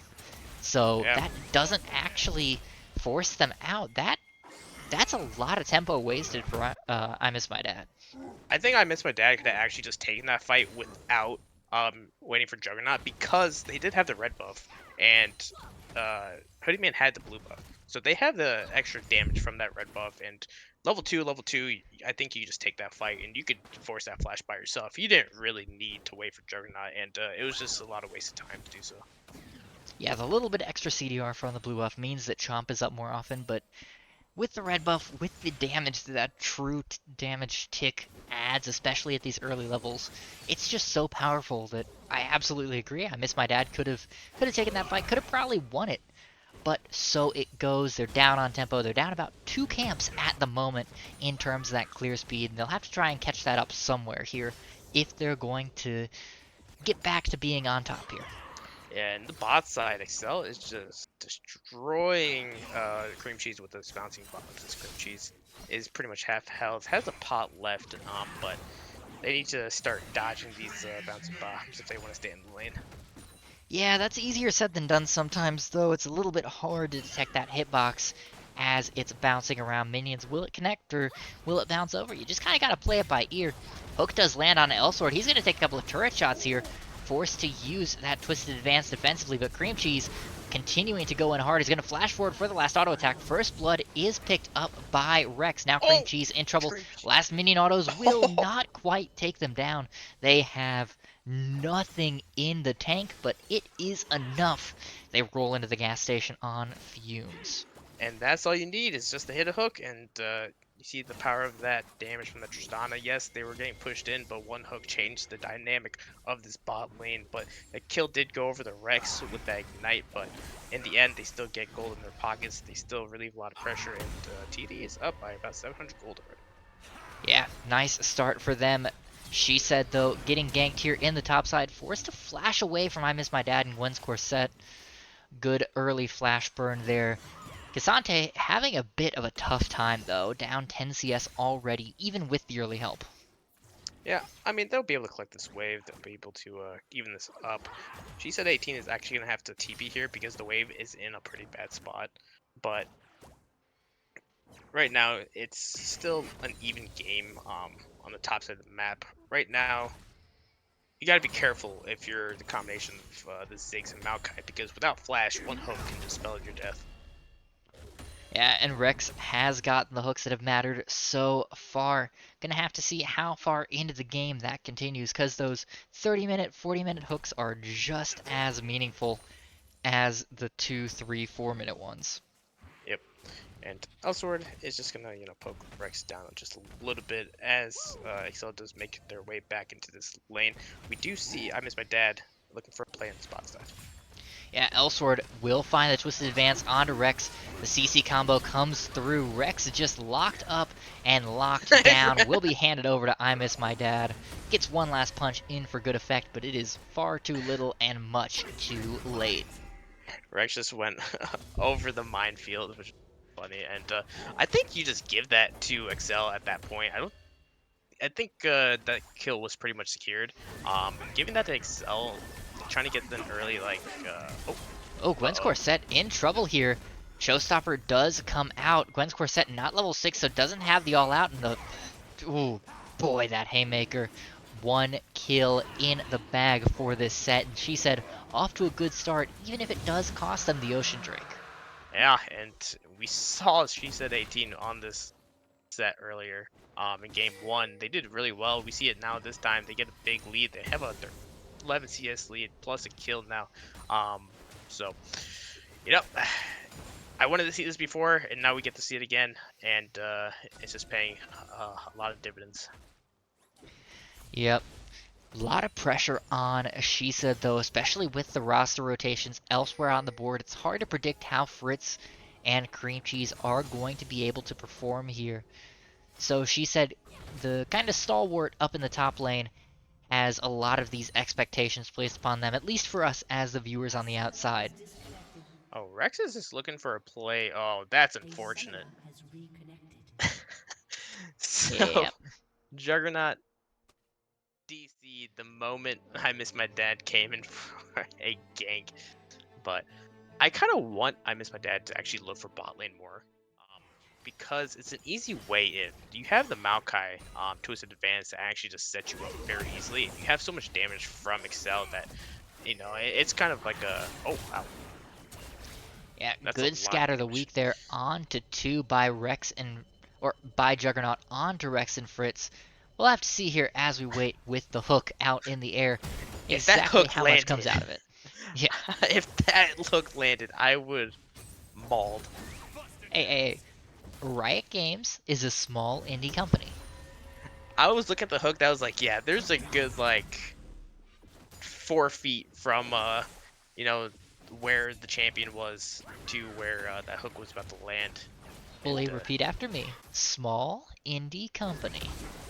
uh-oh. Yeah, Gwen's Corset has to be careful again. The showstopper is available. Yeah, this is a dangerous place to be fighting here for the Xante. At least has his ultimate, but Hoodie Man in a bit more trouble, going down under 100 health, is ignited and will fall to Elsword. However, the tree will be chopped in return. Now I Miss My Dad and Juggernaut onto Rex, trying to find the Blitzcrank. Will the overdrive be enough to get them out? Looks like no. It will Scatter the not. Weak will take them down. I Miss My Dad being gifted that one. Now Gwen's Corset going in will take the all-out onto She Said. Yeah, the showstopper just completely dodged by Gwen's Corset. Might have enough damage. No, She Said taking that one. However, the Goon Squad has arrived to try and take out She Said in return. Will the stun land? Yep, and there goes the kill in trade. I Miss My Dad now 3-0. Yep. And during that Undefeated. whole skirmish, they did pick up the Rift Herald as well. So I Miss My Dad is probably gonna pop that. They keep on using it mid, so I imagine it's gonna go mid again. But 3 kills going over this Viego. Viego is actually really strong again. Cream Cheese in a bit of a dangerous spot there. Took a Super Mega Inferno Bomb to the face. Yep. And I Miss My Dad is actually just gonna pop the Rift Herald tops and just get a little bit more gold to their in their pockets. Yeah, I don't hate it, but I don't love it either. You might as well. You are the main carry. Get the gold in your pocket, but I would have liked to see it distributed to someone else as opposed to being just taken solo. Even if it is to Juggernaut, but they are going to go for the fight here. Hoodie Man popping that Subjugate very early onto Gwen's Corset, who does not have the all-out just yet. Facebreaker doesn't quite get the stun. However, the Shurima Shuffle will land onto Gwen's corset. Will likely be a free kill onto them. Juggernaut roamed up, but it is far too late for them to be of any use. So that will be a 1-for-0 in favor of TD. Now on the bot side, Axel forced to flash away. Bomb is going to come in. Will it be enough damage? Oh. Cream Cheese is going to trade this 1-for-1. No, they get out No. before the last turret shot comes through, and that's going to be another free kill for this TD squad. Actually, Cream Cheese might be a little bit less free than he thinks, trying to run away from this Maokai. Can Sword find the angle out of the Tristana? Flashes forward, does disrupt the recall, but now Cream Cheese has a way out. Will the sapling slow them down? Yes, the slow comes through. Elsword, one more sapling will do it, but Buster shot away keeps Cream Cheese alive. Can Juggernaut roam through and save them? Scatter the Weak only lands onto Rex. Rex now all alone will be slowly batted down by Elsword, but the Syndra can't quite find Cream Cheese. What are we watching, Bully? Finally, Elsword picks up a kill, but it's onto Rex, not Cream Cheese. Oh, the Tristana survives. Okay, yeah, the Mega Inferno Bomb was used to try to kill Cream Cheese right there, but it did miss. So, my god. I feel like I lost LP watching that fight. I agree. That was very interesting. Does eventually mean a second Drake for this CB squad, so that's something for them to be happy with. We'll be seeing some pressure here from Rex and Hoodie Man, but it's not in time, and Hoodie Man taking a whole lot of damage down to about half health, courtesy of Axel. Yep. And back to that Rift Herald, you know, with the Ziggs on your team, a lot of times people will use that Rift Herald around that Ziggs, because they could just combo and just kill that turret so easily with a satchel charge, because it just will, you know, execute the turret. So, you know, back to, Ooh, you know, hello, Fritz. Come on. He thought about it. Continue. But yeah, it's a pretty even game right now. 5 to 6 kills. It's about 400 gold lead for TD, but 2 dragons on the side of CB. They've been controlling these dragons very well for the last few games. Yeah, no complaints about a team having good neutral control, especially after game 1 where they had no real macro pressure. It's nice to see them have something here. And imagine if Fritz had the ultimate available in that play. Juggernaut still in trouble though, will dodge away from the hook from Rex. However, I Miss My Dad in a little bit of trouble here. Very, very low after stealing that soul and will be shut down. That's 600 gold in the pockets of Fritz, who now 3-0 on this Azir is doing pretty okay for someone who was playing ADC up till now. Yeah, I think I Miss My Dad could possibly use the Heartbreaker over the wall. I'm not positive. Maybe they couldn't, but yeah, they give a lot of gold right there. And Elsword was looking for an engage kind of, but decided not to because Juggernaut was a few seconds off the TP. I like where Excel is playing right now though, and the bot side, as they know their sports roaming and they can't really step up to Cream Cheese or they just get absolutely just demolished.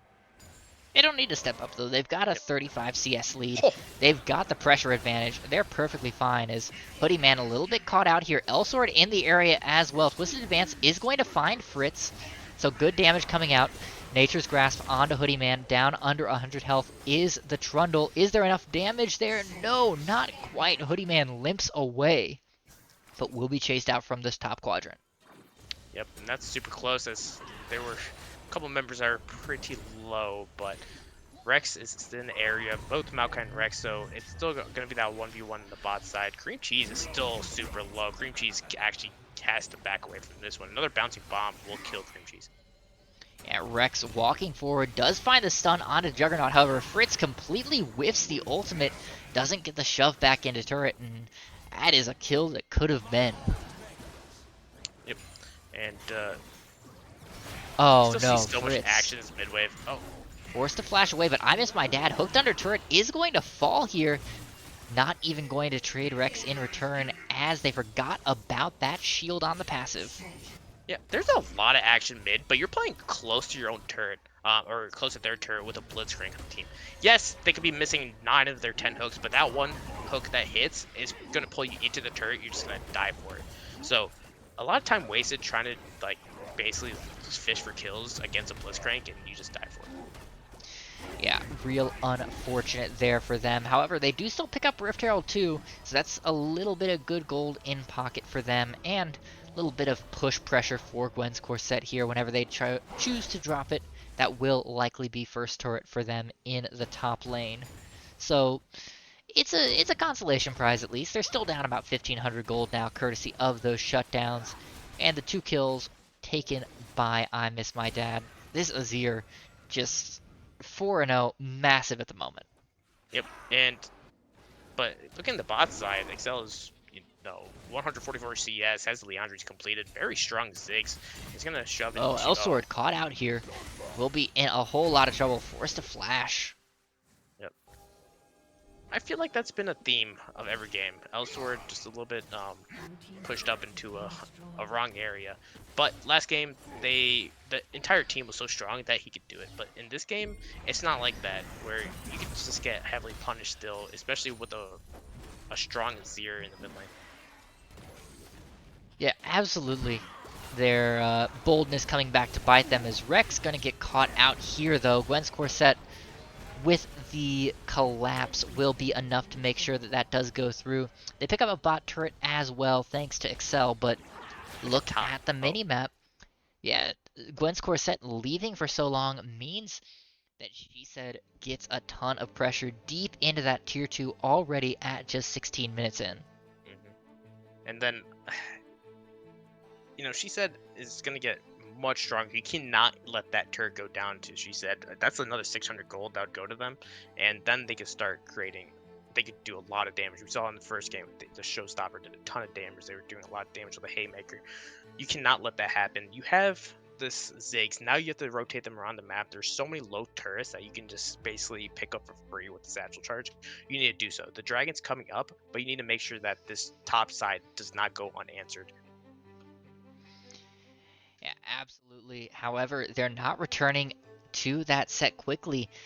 If TD reads this board right, and they don't, but they could have continued pushing with that set, forced CB to respond, but instead they recall the set, they start to position around this third Drake, 17 minutes, and CB looking to secure, or to push to Soul Point here.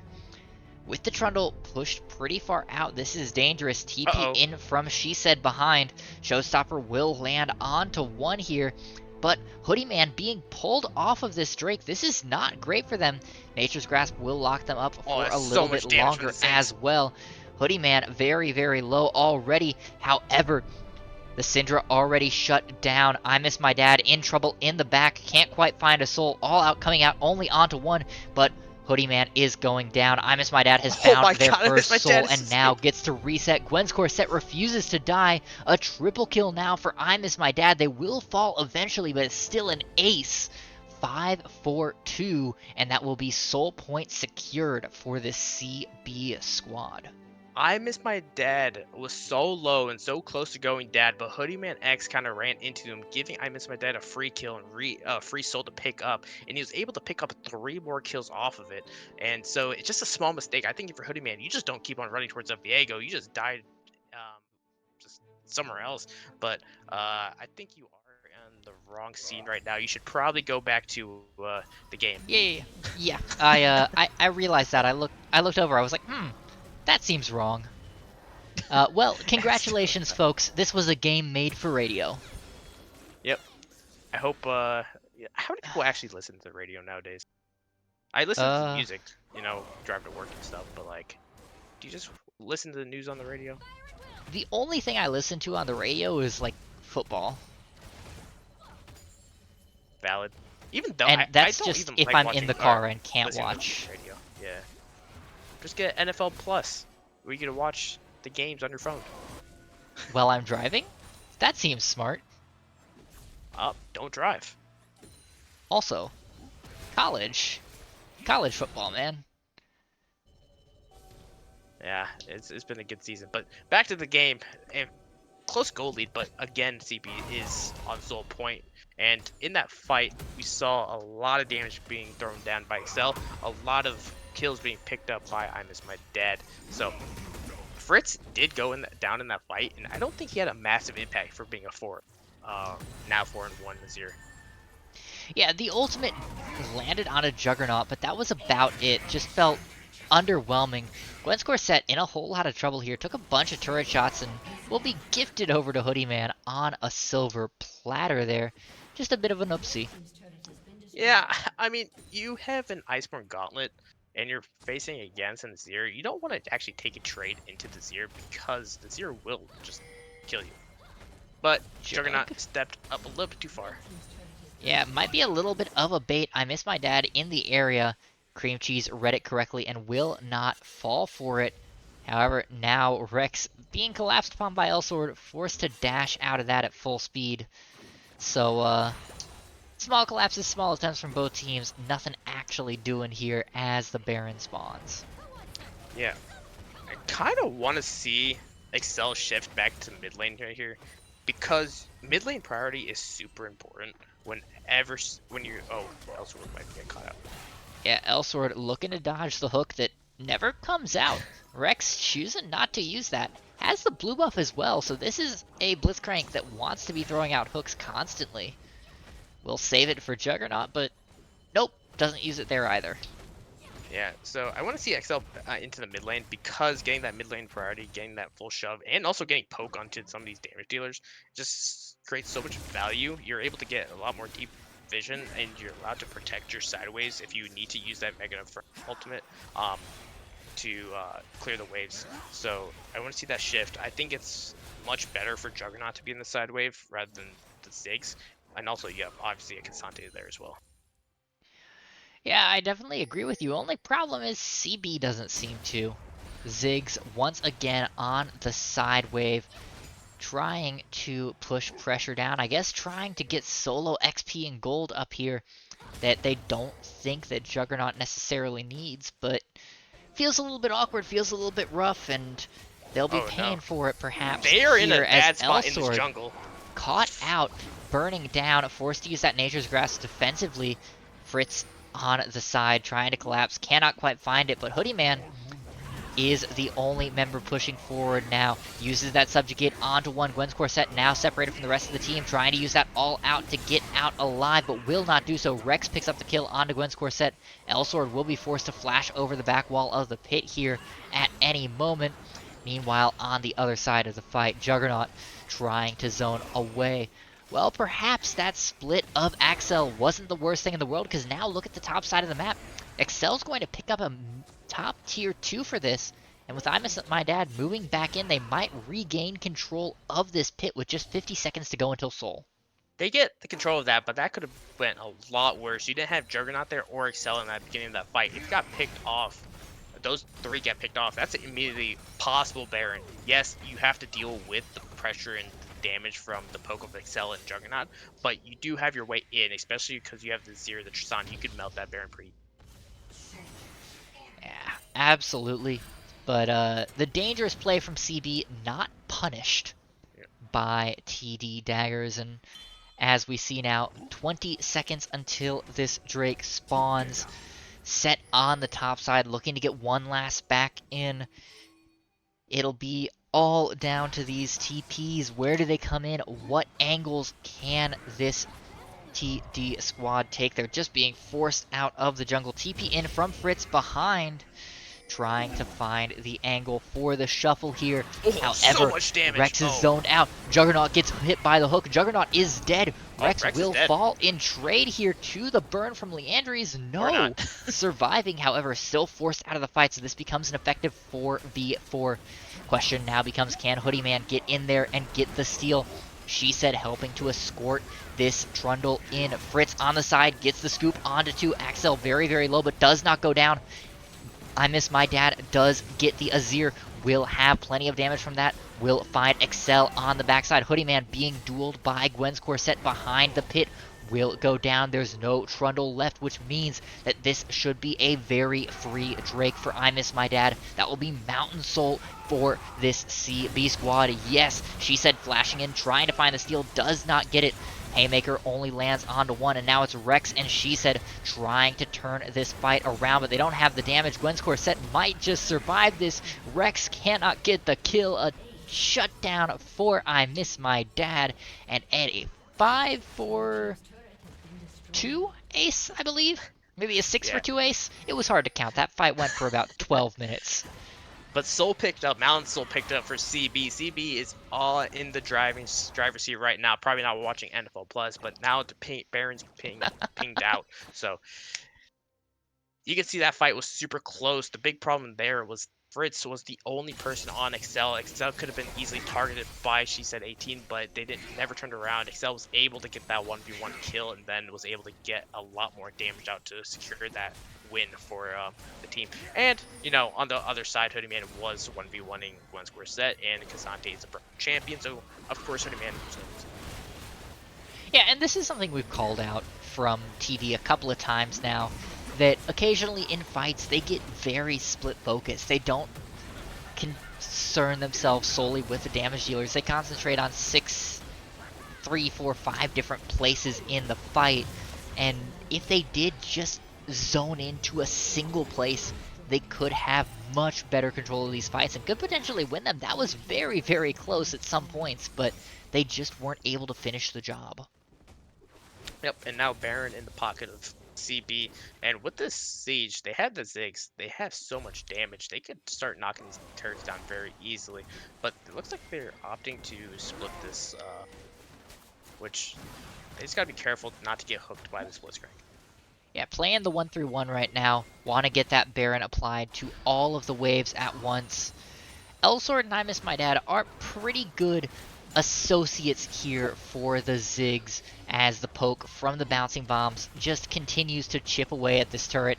Turret disappears, in fact. Nature's Grass coming out. Hoodie is gone. Fritz, though, does get the scoop onto 3. Problem is there's no damage to follow up as Cream Cheese was distracted, and now Fritz going to fall on the backside, bonked back in by Elsword. The rest of CB has joined the fight now, as over the wall goes I Miss My Dad, picking up Cream Cheese's soul. Yes, She Said is finally here, but it is far too little and much too late. Everyone else is dead. They won't even get... They do get the Haymaker off, but they are slung to the side, so it hits onto nobody. Mid-inhibitor turret falls. Mid-inhibitor soon to follow. 5 seconds on Hoodie Man, 20 seconds on everybody else, and this will be almost certainly here, Bully, the IBS champions crowned before anyone else comes alive. Yeah, and, you know, I don't think Hoodie Man is going to be able to stop this as they're trying to get the last kill in Excel, but Hoodie Man is going to be chased to his own fountain. But at the end, the Nexus falls, and that's going to be 3 games to 1. CB wins IBS Season 10. And a well-deserved championship for them. They looked good in these games. They didn't have any major issues outside of that first game where they just looked a little bit out of sorts, but sorted themselves out, figured out what they needed to do, and it was all uphill from there. What do you have to say about it, Bully? Any thoughts? Well, you know what? I think that first game was just a big... it felt like both sides were just all over the place. I think the big thing is that in game 2 and 3, CB kind of turned the tables of, you know, having the better overall gameplay. And in game 4, I don't think it was necessary. I don't know what the reason why it was, but taking away or changing up your lineup in pretty much a match point is very, very risky. And even though Fritz got fed on this Azir, they really couldn't do anything with it. On top of that, it felt like Cream Cheese was never really in the game. They got an early kill on the bot side, but after that, we really didn't see a lot from Mr. Sana. Yeah, I mean, it was unfortunate because it definitely felt like they had the opportunities handed to them early on by Rex. They were able to get a couple of good hooks onto Elsword and Axel. They were able to start that ball rolling, but they couldn't get it to continue, and you can see it here in the damage charts, which are currently up. 7,500. That's nothing from a Tristana. I mean, every single person on the side of CV did more damage than Tristana, even the Maokai. That's... You can't defend that. You need your ADC to be far more of a threat. Yeah, and that is Cream Cheese coming in. They're not actually an ADC main either. I don't believe they were a support main, and I know they were playing different roles a lot for TD over the season. But to come in cold, not having playing the game and coming in as the last game of the series possibly, that's a big ask. And while it did work out at the very beginning of the game, I did feel like Rex kind of was shying away from trying to make those hooks later on, and I think it might have been just like they didn't want to miss it kind of thing. Yeah, absolutely. It's a hard line to walk as the support there because you can't afford to lose the threat of the hook, but you also need to actually use it to make good on it. So tough position for this TD squad to be in, but great job by CB of playing through it aggressively and getting all of the victories that they needed to. Who do you think was the player of the game or man of the match? I think it has to go to I Miss My Dad. Should we give... So you say I Miss My Dad. So, okay, so here's the big thing. I think I Miss My Dad and Juggernaut played extremely well. Juggernaut played a little bit... That's fair. Wasn't a big shining moment this game, but they played solid. But in the other games, they played very well as well. But I do agree. I think I Miss My Dad did make a lot of the plays. The Juggernaut... Excel had a great 2 games, last game and this game, so you could probably give some props to him as well. But overall, I think Juggernaut and I Miss My Dad were most consistent, in my opinion. Gwen's Corset was basically what they needed to do was be a tank and be a frontline. And even though they were down in gold, XP, whatever, they always seemed to make an impact in those team fights. And that's what the major breaking point was. A lot of times when you're on these tanks and you're basically starved of resources, a lot of times you just go over to a side lane, just never join because you wanted to get the items, but then your team is missing a big ingredient in their team fight potential. But Gwen's Corset was always there and was making that impact that they needed to. But I do agree, I Miss My Dad and in my opinion Juggernaut as well both played extremely well this entire series. So we'll take it to a quick break and we'll bring them in. Alrighty, sounds good. We'll be right back, folks.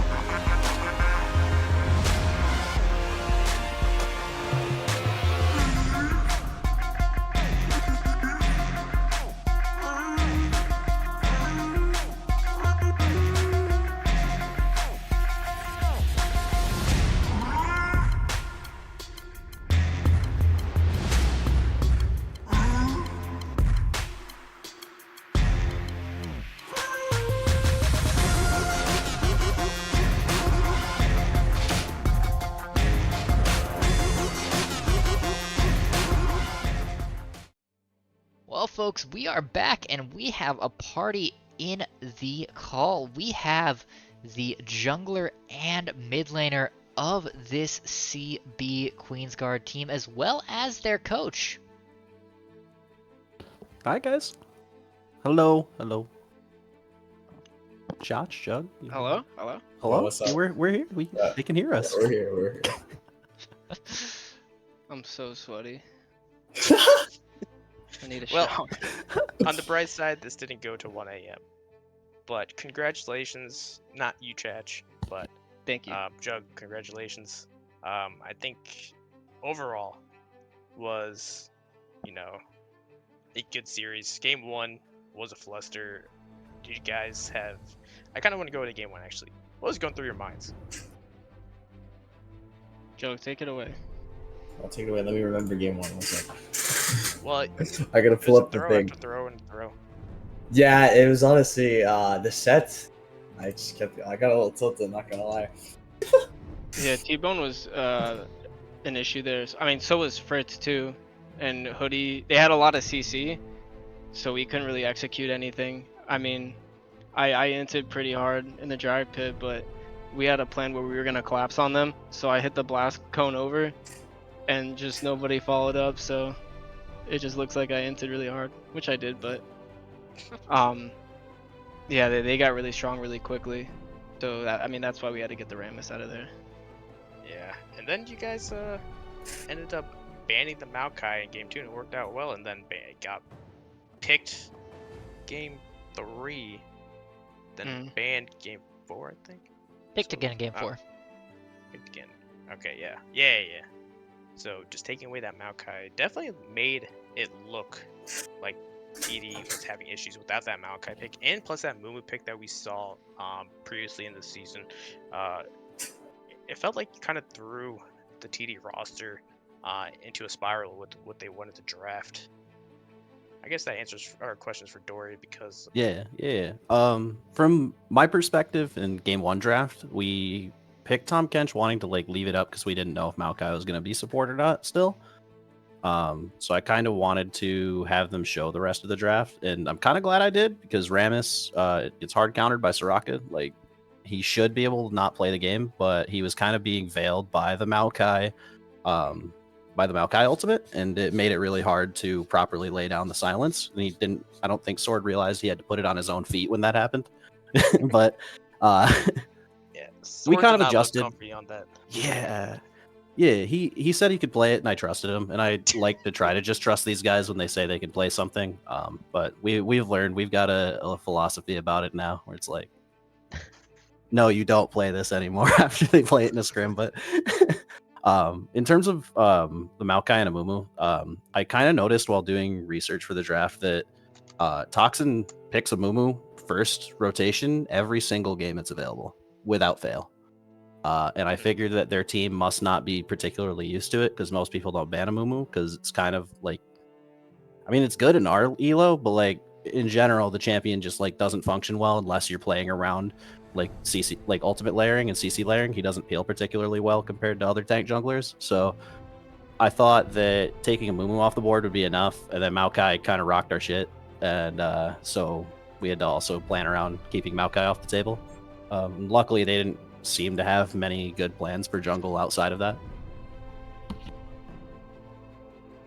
And Ols, do you have any questions? Yeah, so a bit of another drafting question. That Jinx Game 1 felt pretty powerful. Felt like y'all were struggling to deal with it. And then it never showed up again for the rest of the match. Why didn't y'all pick it up? Was there any particular reason, just comfort, or...? I can answer that one, Dory. Sure. Yeah, EXO's pretty bad on Jinx, so we I knew decided to stray away from that. It never went well in scrims, and then we kind of realized that Senna is just Exodia pick against Jinx, so most of the series was us just playing chicken with Senna. We played it against them in scrims and kind of rock Fritz every time we've done it. He can't really do anything about Excel, especially if he goes the build that I've got him going. I'll tell you why this Jinx never works out for Excel is because the gameplay of how you guys play the game bot side, right? you guys pick heavy roaming champions like the Alistar. You picked the Maokai multiple times, where Excel was bots by themselves for the majority of like the laning phase. When you do that with the Jinx, they're dead because they have no way of getting out. They don't have any kind of support ways. They get targeted, they get dove. It's very very easy kill, and especially as a Jinx because you want to shut down the Jinx early. I don't think you guys played well with that kind of play style. No. Yeah, no. I've kind of preached that mid jungle and jungle support are like the pieces that make the early game function. And Excel's used to it last season. I did the same thing to him on Clowns. Just kind of left him on an island often. So, sorry, bud. Jug, how did you feel about having both the Yasuo and Yone banned from the last game? I kind of expected it when I didn't get my pick the first round, but I thought they were gonna ban the Yone and the Ari. Like the also, I didn't think I did too good on. It's kind of just an average pick. So I was really expecting the Ari and the Yone ban, but it felt good to get some bans finally. Because I don't think I've gotten a ban any other game. Well, it does. It feels bad sometimes when you play against the Yone and Yasuo and they just kind of style over you. I would say you did better on the Yone than the Yasuo. But that might have been just because the entire team did well. You guys are picking that. So overall,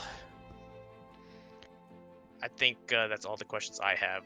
Alls, anymore? Yeah, I've got nothing else. Well, I would say congratulations again for winning this season. Dory, you will not get the role, unfortunately. For real? That's I'm messed kidding. up. That was messed up. Kidding. Maybe I'll just pair both these roles. You'll get the role. I'll get you your other role too. Do you guys have any last words? Yeah, I just wanted to say thank you, Bully, for an incredible season.